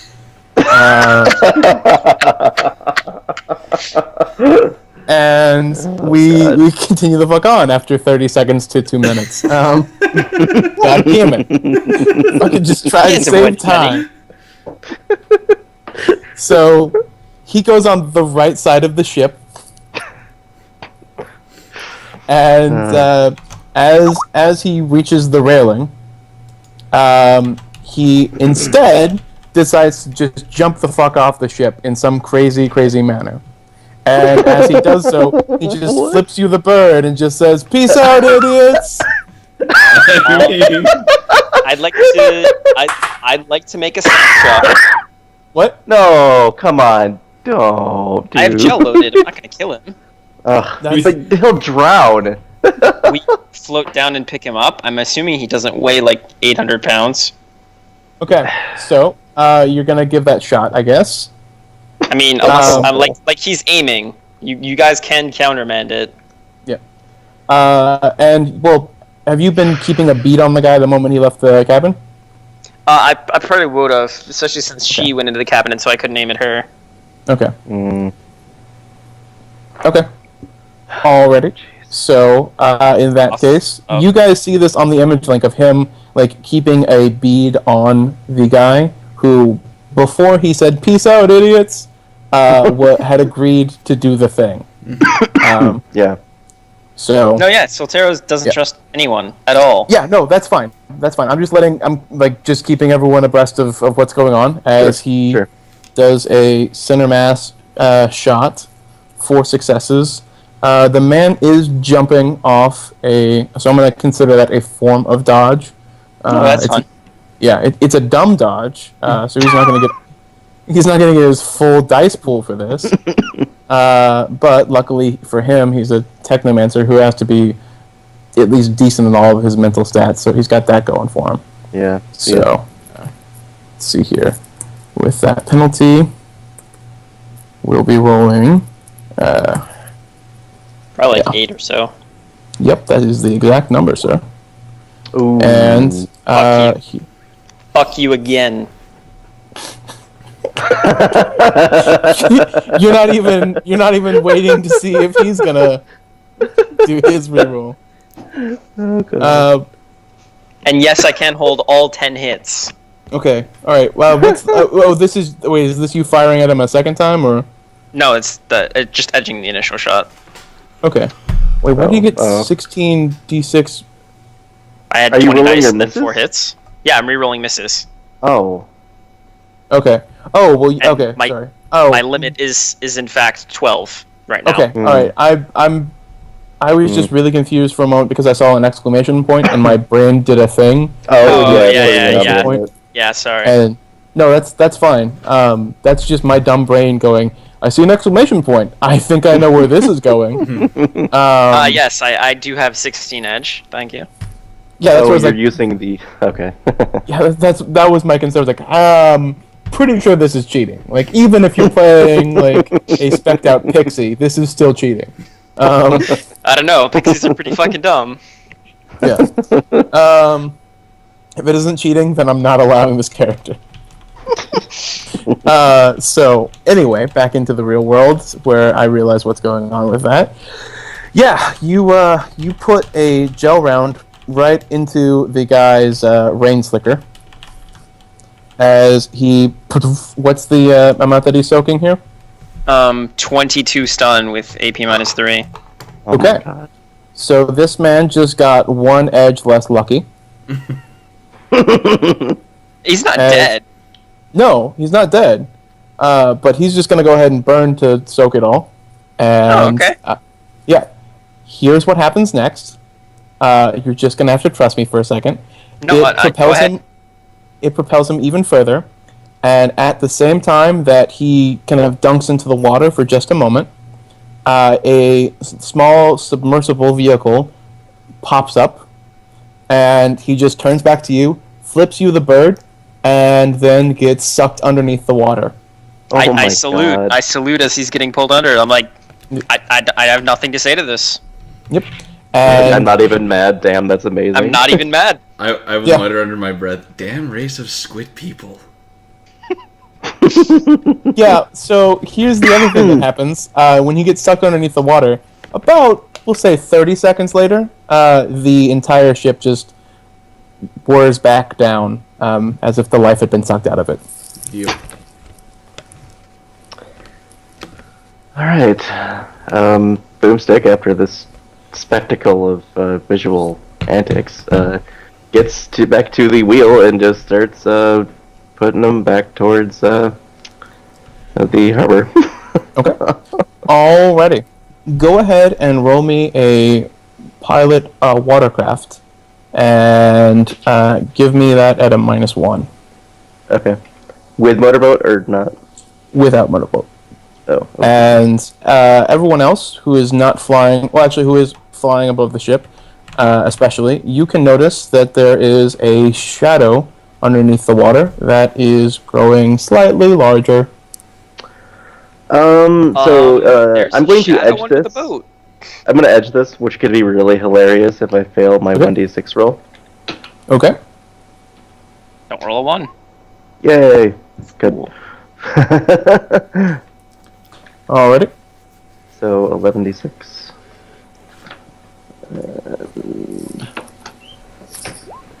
Aha! Nice. Okay. So you find a way to just channel your inner Ahab as That is a hell of a pilot. Like, again, 7 hits on 11. Like you don't follow the fucking rules. yeah. I love you. I love you right now. So I love the Rules are so for other much. people. rules are for Oh, plebs. goodness. Like mathematically, you should have gotten 5 hits. Yeah. Well, so this is exploding the sixes, like by the way. 4 or 5. No, I'm calculating for that. Oh, okay. 4 or 5. Yeah, but mathematically, he could have gotten infinity. So That's true. Goodness. I mean, in the grand scheme of things, it's not that impressive. I mean, he's no Quill. It's not like he's not the fastest boatsman alive. Let me tell you. Okay, so it's explained by the fact that I have bad luck. So every once in a while, that's just going to be really awful. Could you imagine this if I had rolled a 1 instead for this? Crit glitch. Yep, automatic crit glitch. You literally are sent into the mercy of the GM. I would have sunk the boat and killed us. That would have been so. I mean, Soltero would have just flown home. Well, actually, he would have flown for like 5 seconds and then swam because the other 2 of you would be dead. Yeah. Well, try to swim because again, it's still a. You're not that far into him telling the spirit to calm the fuck down with its storm. Yeah. So, you actually what happens is. You, Soltero, you can see this shadow rising up further and further and further. And you also see this just insane tidal wave being created by some dick water spirit who hasn't gotten the memo fully. And it's like, I'll calm it down. Just let me do this one last huge, awesome tidal wave. And so I'm basically going to inform the team about that. While I make a small purchase, probably covered under my high lifestyle. Dock Wagon? Are you buying Dock Wagon? No. No, Moby Dick, the audiobook. Call me Ishmael. So, what you see is this. Kiri just removed the Benny stream. Oh, yeah. Oh, that's nice, Kiri. Thank you, Kiri. So what you see is this huge wall of water on the starboard side, because apparently we're just going to call it starboard. And it begins to finally lose its fight against gravity and tumble its way down towards the ship. And as it does, you see that there's no longer enough water to contain this dark mystery beneath the ship.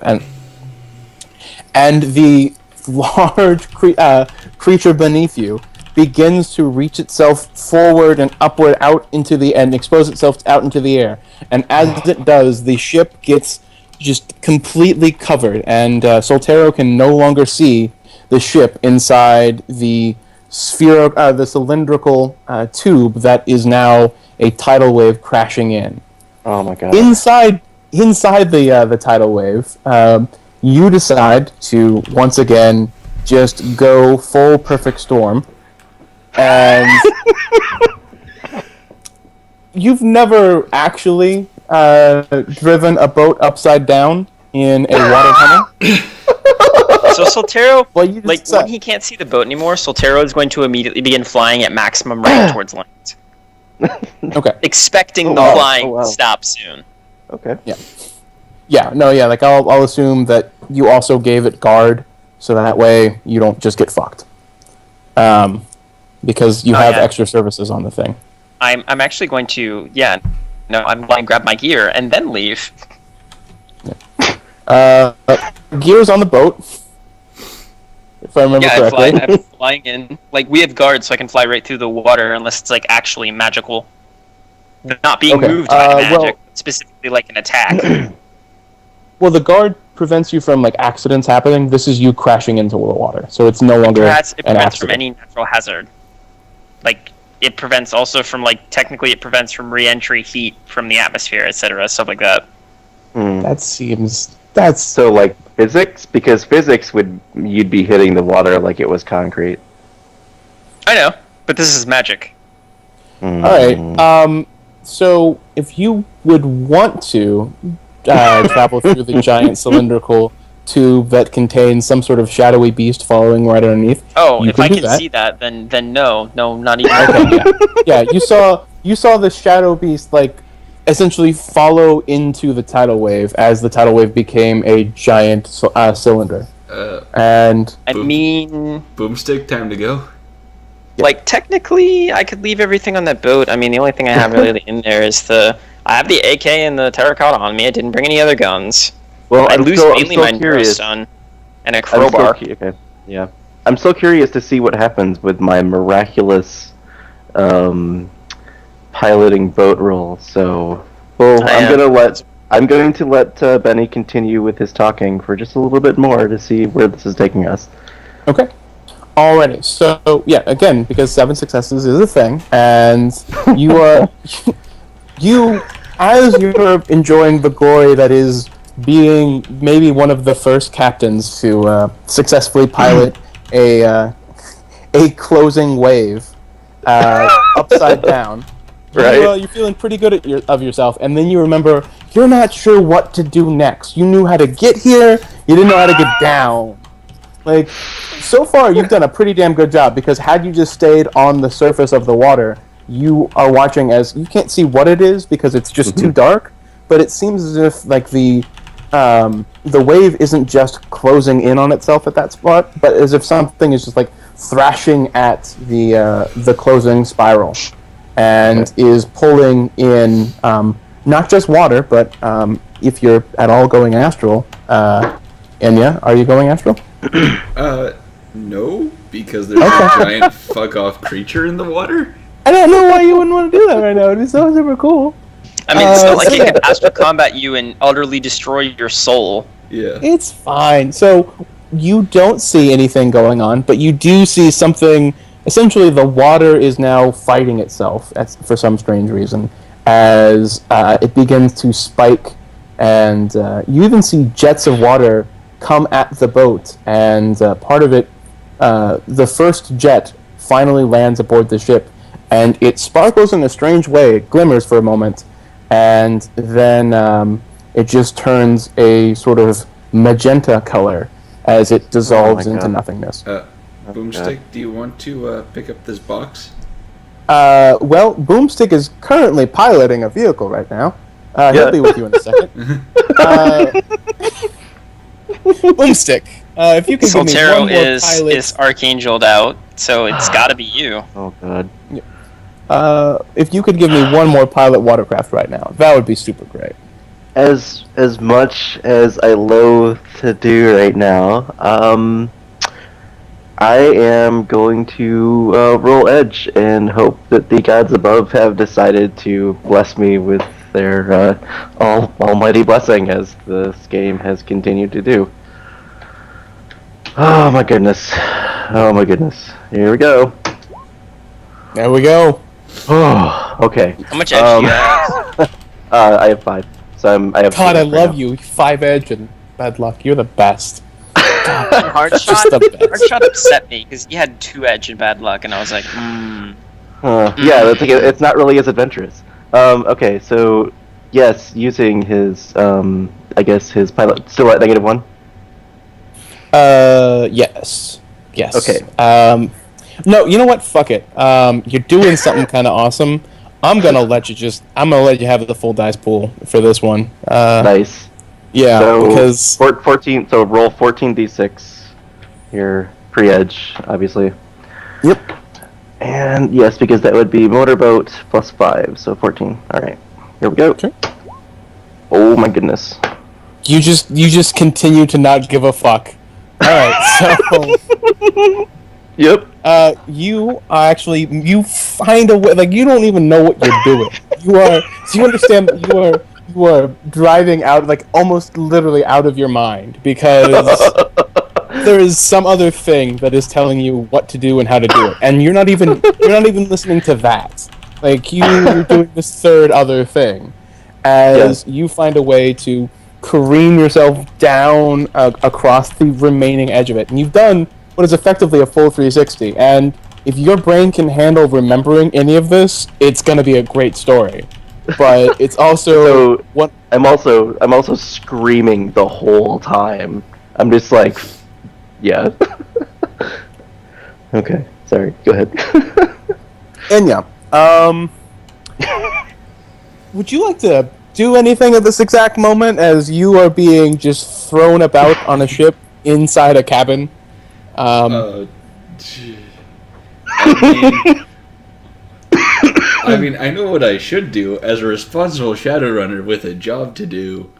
You know, we should probably go outside and bring the box in here so it doesn't fly out anywhere. But you may remember that I took his rain slick. Okay, never mind. Go ahead. Yeah, like this is like I understand where you're coming from, and unless I'm misunderstanding Enya right now, Enya also knows what is actually true, but cares not about it. Okay. No, Stuart knows what's true. Enya just sees a weird box that occasionally makes noises. Yeah. So, but everything is fine. And snap at her, even. Yeah. Toads of normal. Yeah, that's all completely normal there. Yep. So, with that, Enya, when would you like to exit the cabin? When it's at 45 degrees, 98 degrees, 180 degrees. Let's go with the 45 degree. Okay, now this is when it's when it's starting the arc. Just so you're aware of yes. Okay, all right, because I'm doing the full 360 since he did a full 360. Yes. Yeah. So, and the worst part is I have just my bad news. All right, so go ahead and roll me a I guess either a gymnastics check or just whatever you think the best form of you maintaining balance is. I'm willing to hear it. I guess you have the movement still on, so yes. Hey, there you go. If you want to just fly and you're going to try and maneuver around things, it'll just be sort of a low threshold agility check that I'll need you to make. Oh, well, that's fantastic. That's fair. And I'll allow you to add your gymnastic ranks if you have any. I don't. Well, then I'll allow you to add twice as many as you have. Oh. You guys don't understand the importance of Batman. That's good. So, yeah, and so, for example, if you had one rank, you could use two. Yeah. I thought long and hard about buying a rank in athletics, and I'm very seriously considering it. Yes, it's a good It's good stuff. It's always good stuff to have. Actually, might get so, in fact, I have one. So here's the wonderment of everything. You get one success, which is really all you need when you have movement, at least at the 45-degree angle. You open the door, and you see before you not really the sky so much as a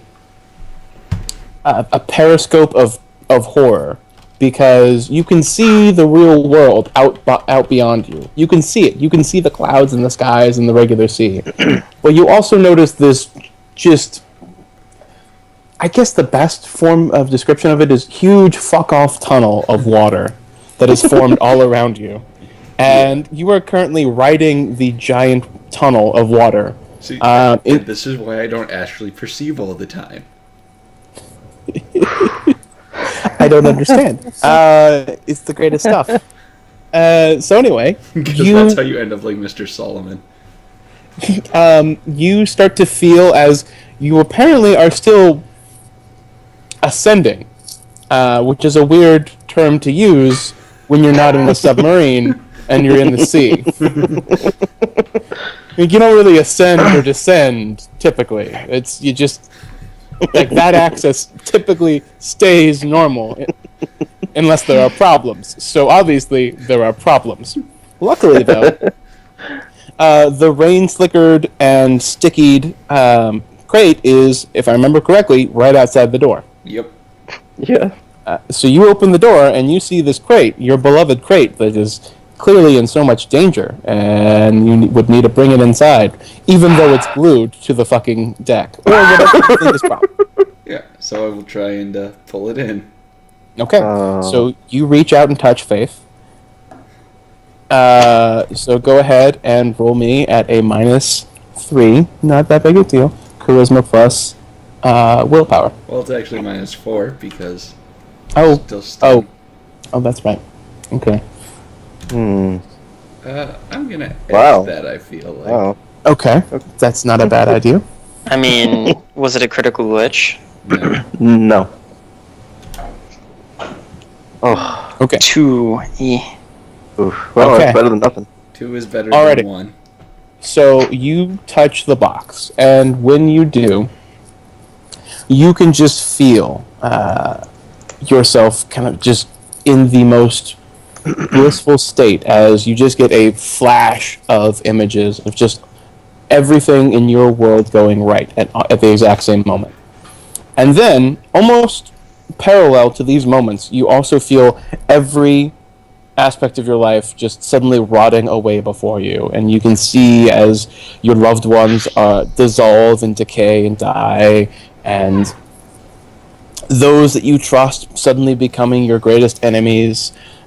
You see your own skin wrinkling and then turning ashen gray, and then becoming itself ash, and you are kind of splintering away into nothingness, and you eventually just become bone, which is then consumed by time into a small pile of calcium as you just sit in a pine box for the rest of eternity, scratching only mentally but not physically at your wooden cavern, or not a cavern, but rather prison. And you just, existential terror in general. And then you flash back to absolute boredom. Nothing eventful is happening in your life at all. You just see everything kind of float along as if it's nothingness. And you get all of these different peaks of extreme emotions. I feel like this is no longer my life. Well, I'm sure it's perfectly fine. Because this all takes to you what feels several lifetimes. And you finally kind of are able to pull yourself away with 2 whole successes there. As you feel just entirely old, brittle, and aged. And you go ahead and roll your drain dice for me, as if you had cast something that took you 6 drain. Jeez. Okay. You can save time and just say resist 6 strain. Yeah, that would have been faster to say. Okay. So, Still up. Yeah, you're still up, but you feel bedraggled. Mm-hmm. And the good news is that it seemed to only take a moment. Well, that's good. Yep. So I will put the box back in. Yep. And the box actually no longer feels in any way, shape, or form like it's pulling at you. It no longer seems to care for you. In fact, it no longer seems to stir at all. Oh, fantastic magical. Mm-hmm. So, because that worries me, I'm going to assense the box. Okay. You assense the box. Go ahead and assense that box. Sense the shit out of that box. I mean, I get to know if it's awakened or not. Yeah, you would. You look at the box. Probably is masking. What? Probably is masking. That's not true at all. But you notice that the box is all of a sudden mundane. Oh, how strange. I'm sure this will have no ill side effects. Mm-hmm. It's fine. Everything is fine. So, with that, let's get back to your fearless leader. And you have made it back to square one, as you are almost out of this. So give me one last pilot check. This one will be at a lower threshold. I will give you that. Okay. Because you are now just trying to escape the sea blast and hopefully whatever thing is following behind you. Hey guys, which should you've I done use that? pretty successfully so far. Yes, you should. I mean, okay, well, we're gonna roll the dice one last time. God. I love that you just keep letting it ride. This is...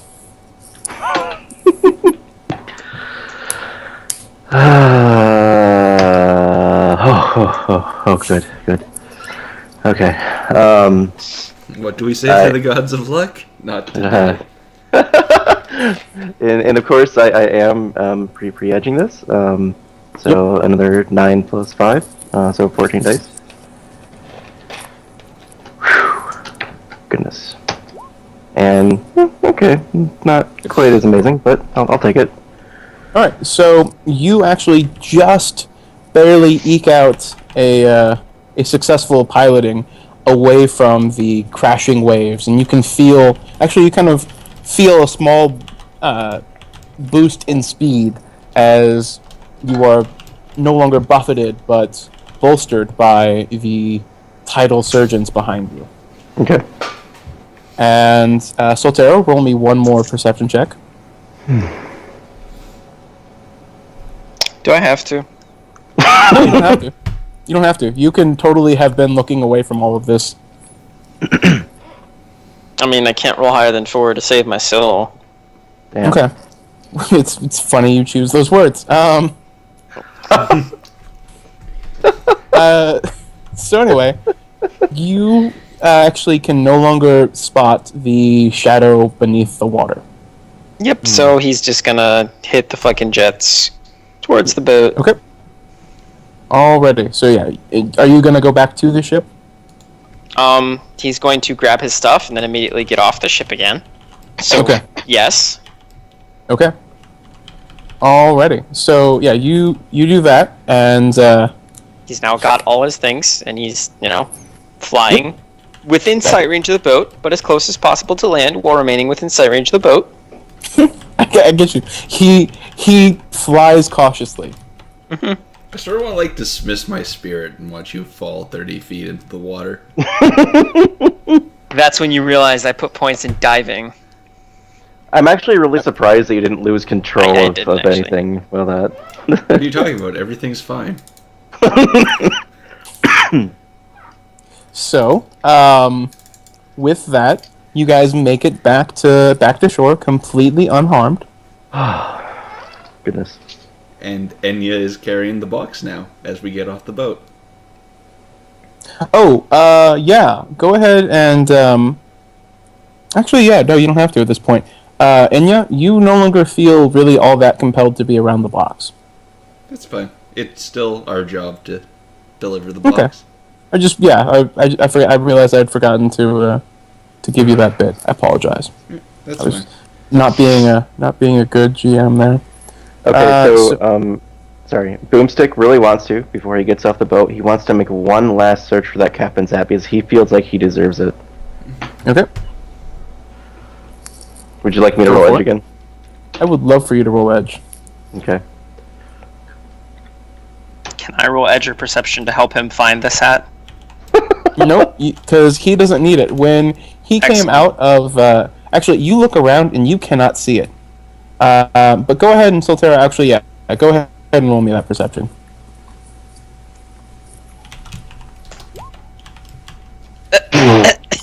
Look at that roll. This is really great because I had already planned what it was. I'm not going to change the result here. Yeah, Soltero, you noticed that when he made it out of the tunnel, as it splashed down on him, there was a wave, and you saw a hat just kind of wash over him and land right smack onto him. So Oh you my He can't didn't God. find notice it. because of the water. Yeah, exactly. You can't find it. Oh my God. But someone can let you know, hey, Yeah, you and so fucking there's just learned, to be like, buddy. are you looking around for a hat? Because you have one on your head. Oh my God. So he, Boomstick just like, he goes bright wide-eyed and like puts his hand where the hat would be. And he pulls the hat and looks at it in his eyes with bewilderment and excitement at the same time. I can't All roll right. higher than 4 in perception Please. for the entire actual run, but then I find hats like a motherfucker, apparently. Please describe the hat in detail for me, Benny. So it is a genuine pleather and somewhat cloven black captain's hat with a skull and oh wow, you know what? I have the perfect image for this. I just have to find it. As you look at it though, it feels worn and familiar, as if some other person had worn it before. Oh And my God. So what part of the audiobook am I on now? That depends. Are you doing the typical Audible reader thing of putting it on like 2.5 speed? No. I want the full experience. Unabridged, regular speed. Those pain me so. I know I'm an asshole, but those pain me so. I swear that they're talking slower on purpose. They actually do talk slow on purpose. Okay. Like 1.52 is about normal conversation speed. Oh my god. And I am stealing this from another player. That DEFCON. Yeah. Yep. I may or may not have been overly excited when I saw that application. So, yeah, some other person seems to have lost this at sea, and you have found it for them. Although you have no idea who that could possibly be. I mean, it's not like he has distinctive style pirate or anything. Right? Exactly. There's no way. Well, there's at this point there's no way he is giving this hat to anyone. He will wear this hat to every single Johnson meet for the rest of his life. Okay, so save that picture, and you'll be able to let people know that is your special captain's hat. It has a mock gold trim on it, as well as a sort of red plume at the top of it, with a small bit of white under trim work. Oh wow! DEFCON, why you do this to me? Wait. Okay, so what did DEFCON do to you? Like, his character is just so weird. It's great, but it's so weird. I love it. Is this where you're getting the hat from? Like word for word? Augmented mage with only 4 willpower with really like sort of odd spells. I mean, not spells, skills. 7 ranks in pistols. You do know you're talking about the man who created Johnny Killblade, right? Like, anything he does, I just assume is going to be about 10 times more whimsical than I can ever do. Like, it's Raleigh Jodger. I am a mere shadow of this man, I feel. It upsets me. I mean, Smooth Jake Berry is pretty fucking good. I guess thank you. I'm terrible with compliments, so I will just say thank you. So yeah, you guys. We killed 3 of Smooth Jake's men tonight. I guess. I mean, I don't think they worked like even close to directly for Smooth Jake, but we killed Ancients, sure.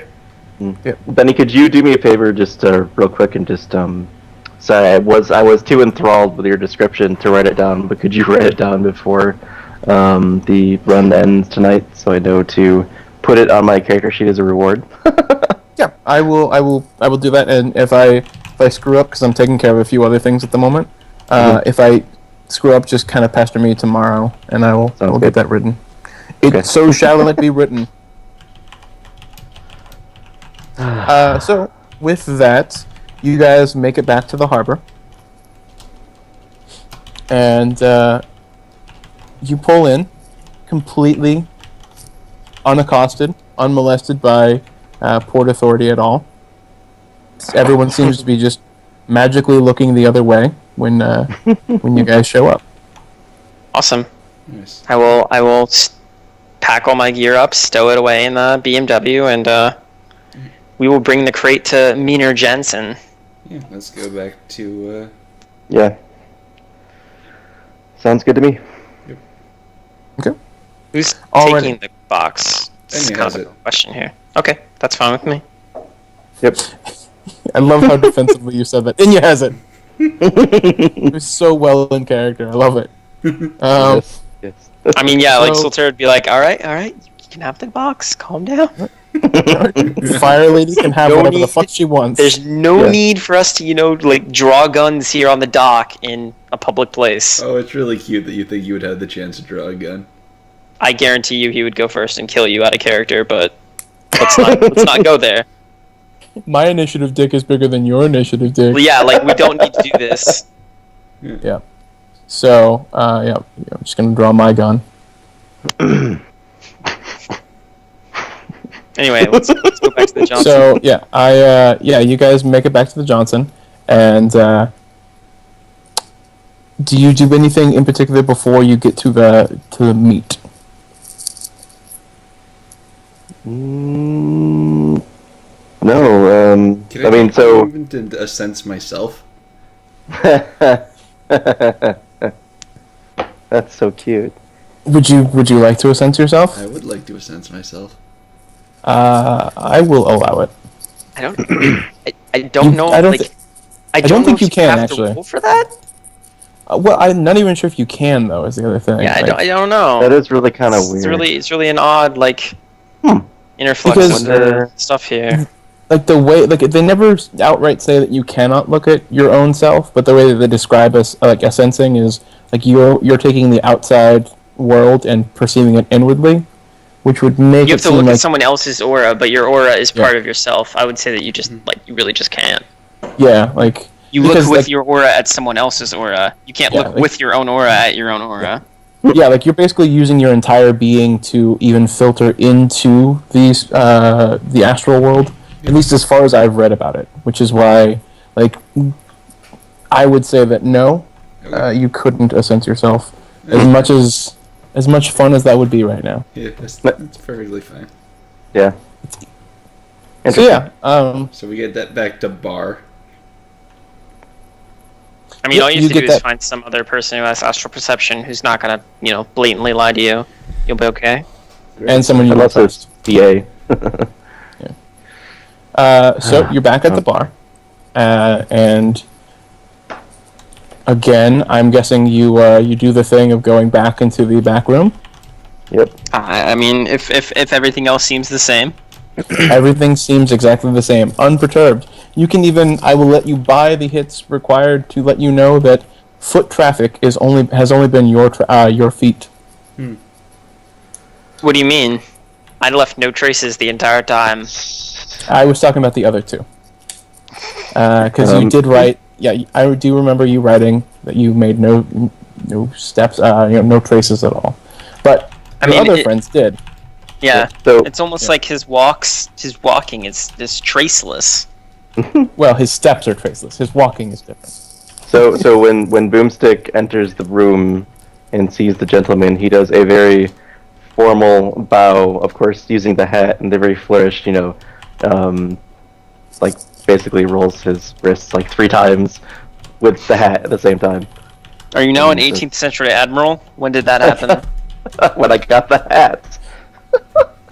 I imagine that is what Soltero asks, and is being truly inquisitive.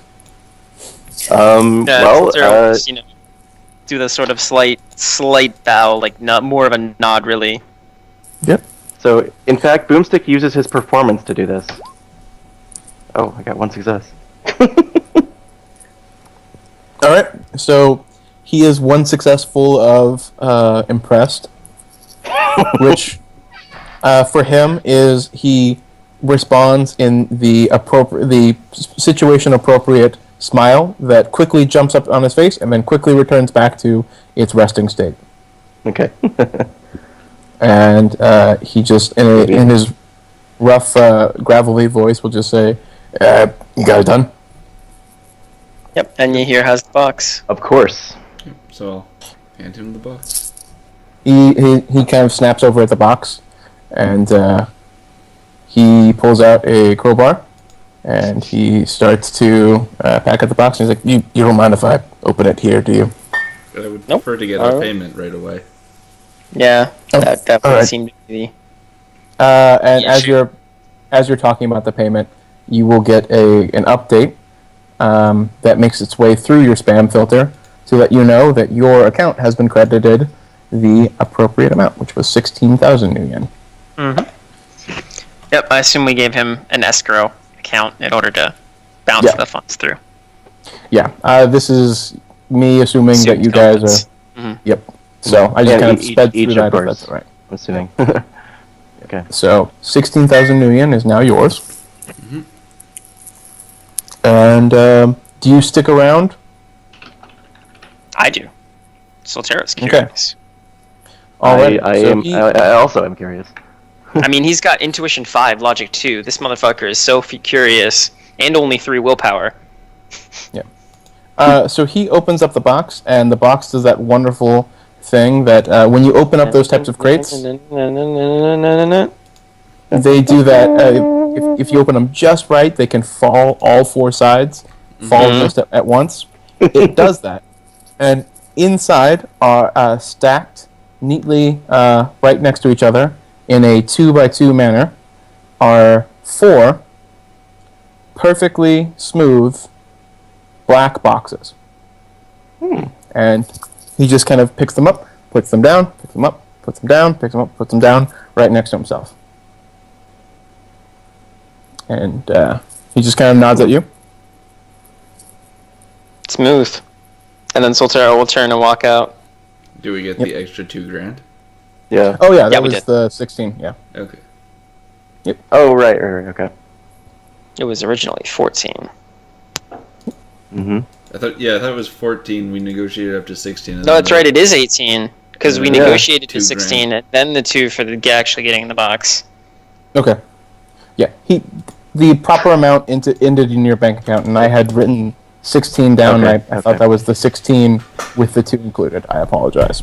That's okay. It was, but then we negotiated up, or Yeah. it was before the box. It ends at 18. Okay. So yeah, Yep. I'll turn and leave. And Boomstick leaves as well. Okay. I knife both of them. No. Literally the dumbest thing ever. So both of them run back in, stick and shock the Johnson, take one of the black boxes and run. And flee. I flee to Never Caracas, where I get killed over the box, like, within 24 hours. Yeah. GG. Like, what did you do? I've never looked up the stats for Thor shots, so give me just a second. No, but yeah, you guys. Yep. Depends. Did I piss off SK? Because SK, like, controls the Thor shot. And if, Well, and I if, guess it depends on if these were dragon eggs or not. Right, but if you if you're in SK's good graces, or SK's enemies are the ones that hate you, they'll like drag it out and make the Thor shot like take like weeks, sometimes even an entire month before it'll get through the approval process. Whereas if it's SK who's after you, it takes like 6 minutes. Boom. Yeah. That orbital. That's a good power to have. Yeah. So, and you guys, when you leave, you feel approximately 5 karma lighter about yourselves. That's good. I Nice. feel 5 Or karma better heavier. about myself. Yeah, or heavier, depending on how you like to interpret mathematics. I like to interpret them as larger, or as numbers going up being a good thing. No, So then you would feel lighter. Yep. And if you would like, you can, at this moment, trade in that karma for a 3-1 contact instead. That would cost you 4 out of the 5 karma. I'm sorry, 3 out of the 5 karma. Why would I want a cyber zombie as a contact? Well, because as it turns out, it depends on if anyone picks them up. Because you'll get if you do want to pick them up, you'll get a ping on your comlink that will explain from your fixer, like, hey, he was really interested in you and would like to do more work with you. Since Boomstick has been nothing but rolling the dice today, he's going to roll the dice on the contact. Okay. So you said 3? Well, this would, 3 karma? 3 karma, yeah. So what happens is, Boomstick, you get a little ping. You all will get it. It'll just be varying levels of information given. For Boomstick, it'll be, the Johnson was rather impressed, and definitely, he enjoyed your flourish, he said, for some reason. I don't know what you did. Don't do it again. Don't count on it to work every time. Okay. But he has set up he's actually authorized me to give you his internal business comlink, and you get a quick little upload of a data stream, including the information that allows you to now know that a Mr. Caleb Roughpatch Johnson. No, I'm sorry, Caleb Roughpatch Myers was the Johnson. Caleb Rough Patch. I'm assuming Rough Patch is a nickname. Yep. Oh, yes. So Soltero, he's gonna think about how this run has gone, and he's gonna read some books. Okay. He's gonna think. He's gonna practice, and Okay. he's gonna finally become as smart as the average person. Nice. With all my Hey, boo boo. sensing and picking up trails and such, Anya is going to finally improve her intuition. Okay. It's gonna Alright. it's gonna be great when he gets his edge to 3, and then he's actually Average. doesn't have anything bad. Yeah. Alright. That was from Inya. And then we have from Soltero. Your bumped up logic. Mm-hmm. He has So lots of now money that I don't really know what to do with. lasers. Like, not actual laser guns, just get like a laser light display. I don't think I was clear enough. Do I have a Trid projector? I'm actually gonna go buy a Trid projector. I don't think it has any availability. You should go get a long series of Trid projectors that you use as urban camouflage. Like, Trid projectors are actually way more useful than people give you credit for. If anybody has Gremlins, or if anybody has like Simpsons Vertigo, or whatever the other one is, the one in Run Faster that's like horrifyingly terrible, you can actually use a Trid projector, and then they won't have a problem. I mean, you can't exactly use it like during the actual run part, but you can use it during the planning. Yeah. And it's literally 200 million. Yeah, no, Hey, there buddy. are uses for it. Yeah. Just not as descriptive as some folk go with. But when it comes to doing like cheap little things, they are fantastic. You can also set up a Trid projector to create not a lifelike, but a distracting enough image for a security guard to go murr. Yeah, and you can also use it to like sort of blend in with stuff. So like if you have a Trid projector projecting, an image of the wall being, just the normal wall that's behind it, and a security guard's looking at it from like a distance away, he won't be able to tell the difference. Yep. It's useful. God, what movie was that where they had that way too elaborate setup of the... Was that Red? I want to say it was. I don't know. Of the... Well, I it know doesn't what matter. to save up my money for. Really expensive, high-grade Bioware. I approve. I mean, Benny, he's an is that adult, the but correct fuck it. information on Roll20? Say again? Connections 3, loyalty Is that 1. the correct information? Location. Yes. Well, no, archetype... that's right. I forgot. The other thing is archetype, he's not a Mr. Johnson. He is a Olean, a mid-level Olea gang member. Oh, shit. So, gang leader or just a co-ganger, I guess? Gang lieutenant, I guess. Yeah, lieutenant would be his position. Well, I'll just kind of... I don't think that's... Chummer is just kind of lax in what it offers, but I'll put gang leader for now, even though that's not exactly what he is. But You can type it in. Yeah, you can I'm type it in. sure gang lieutenant is also... Oh, yeah, you're right.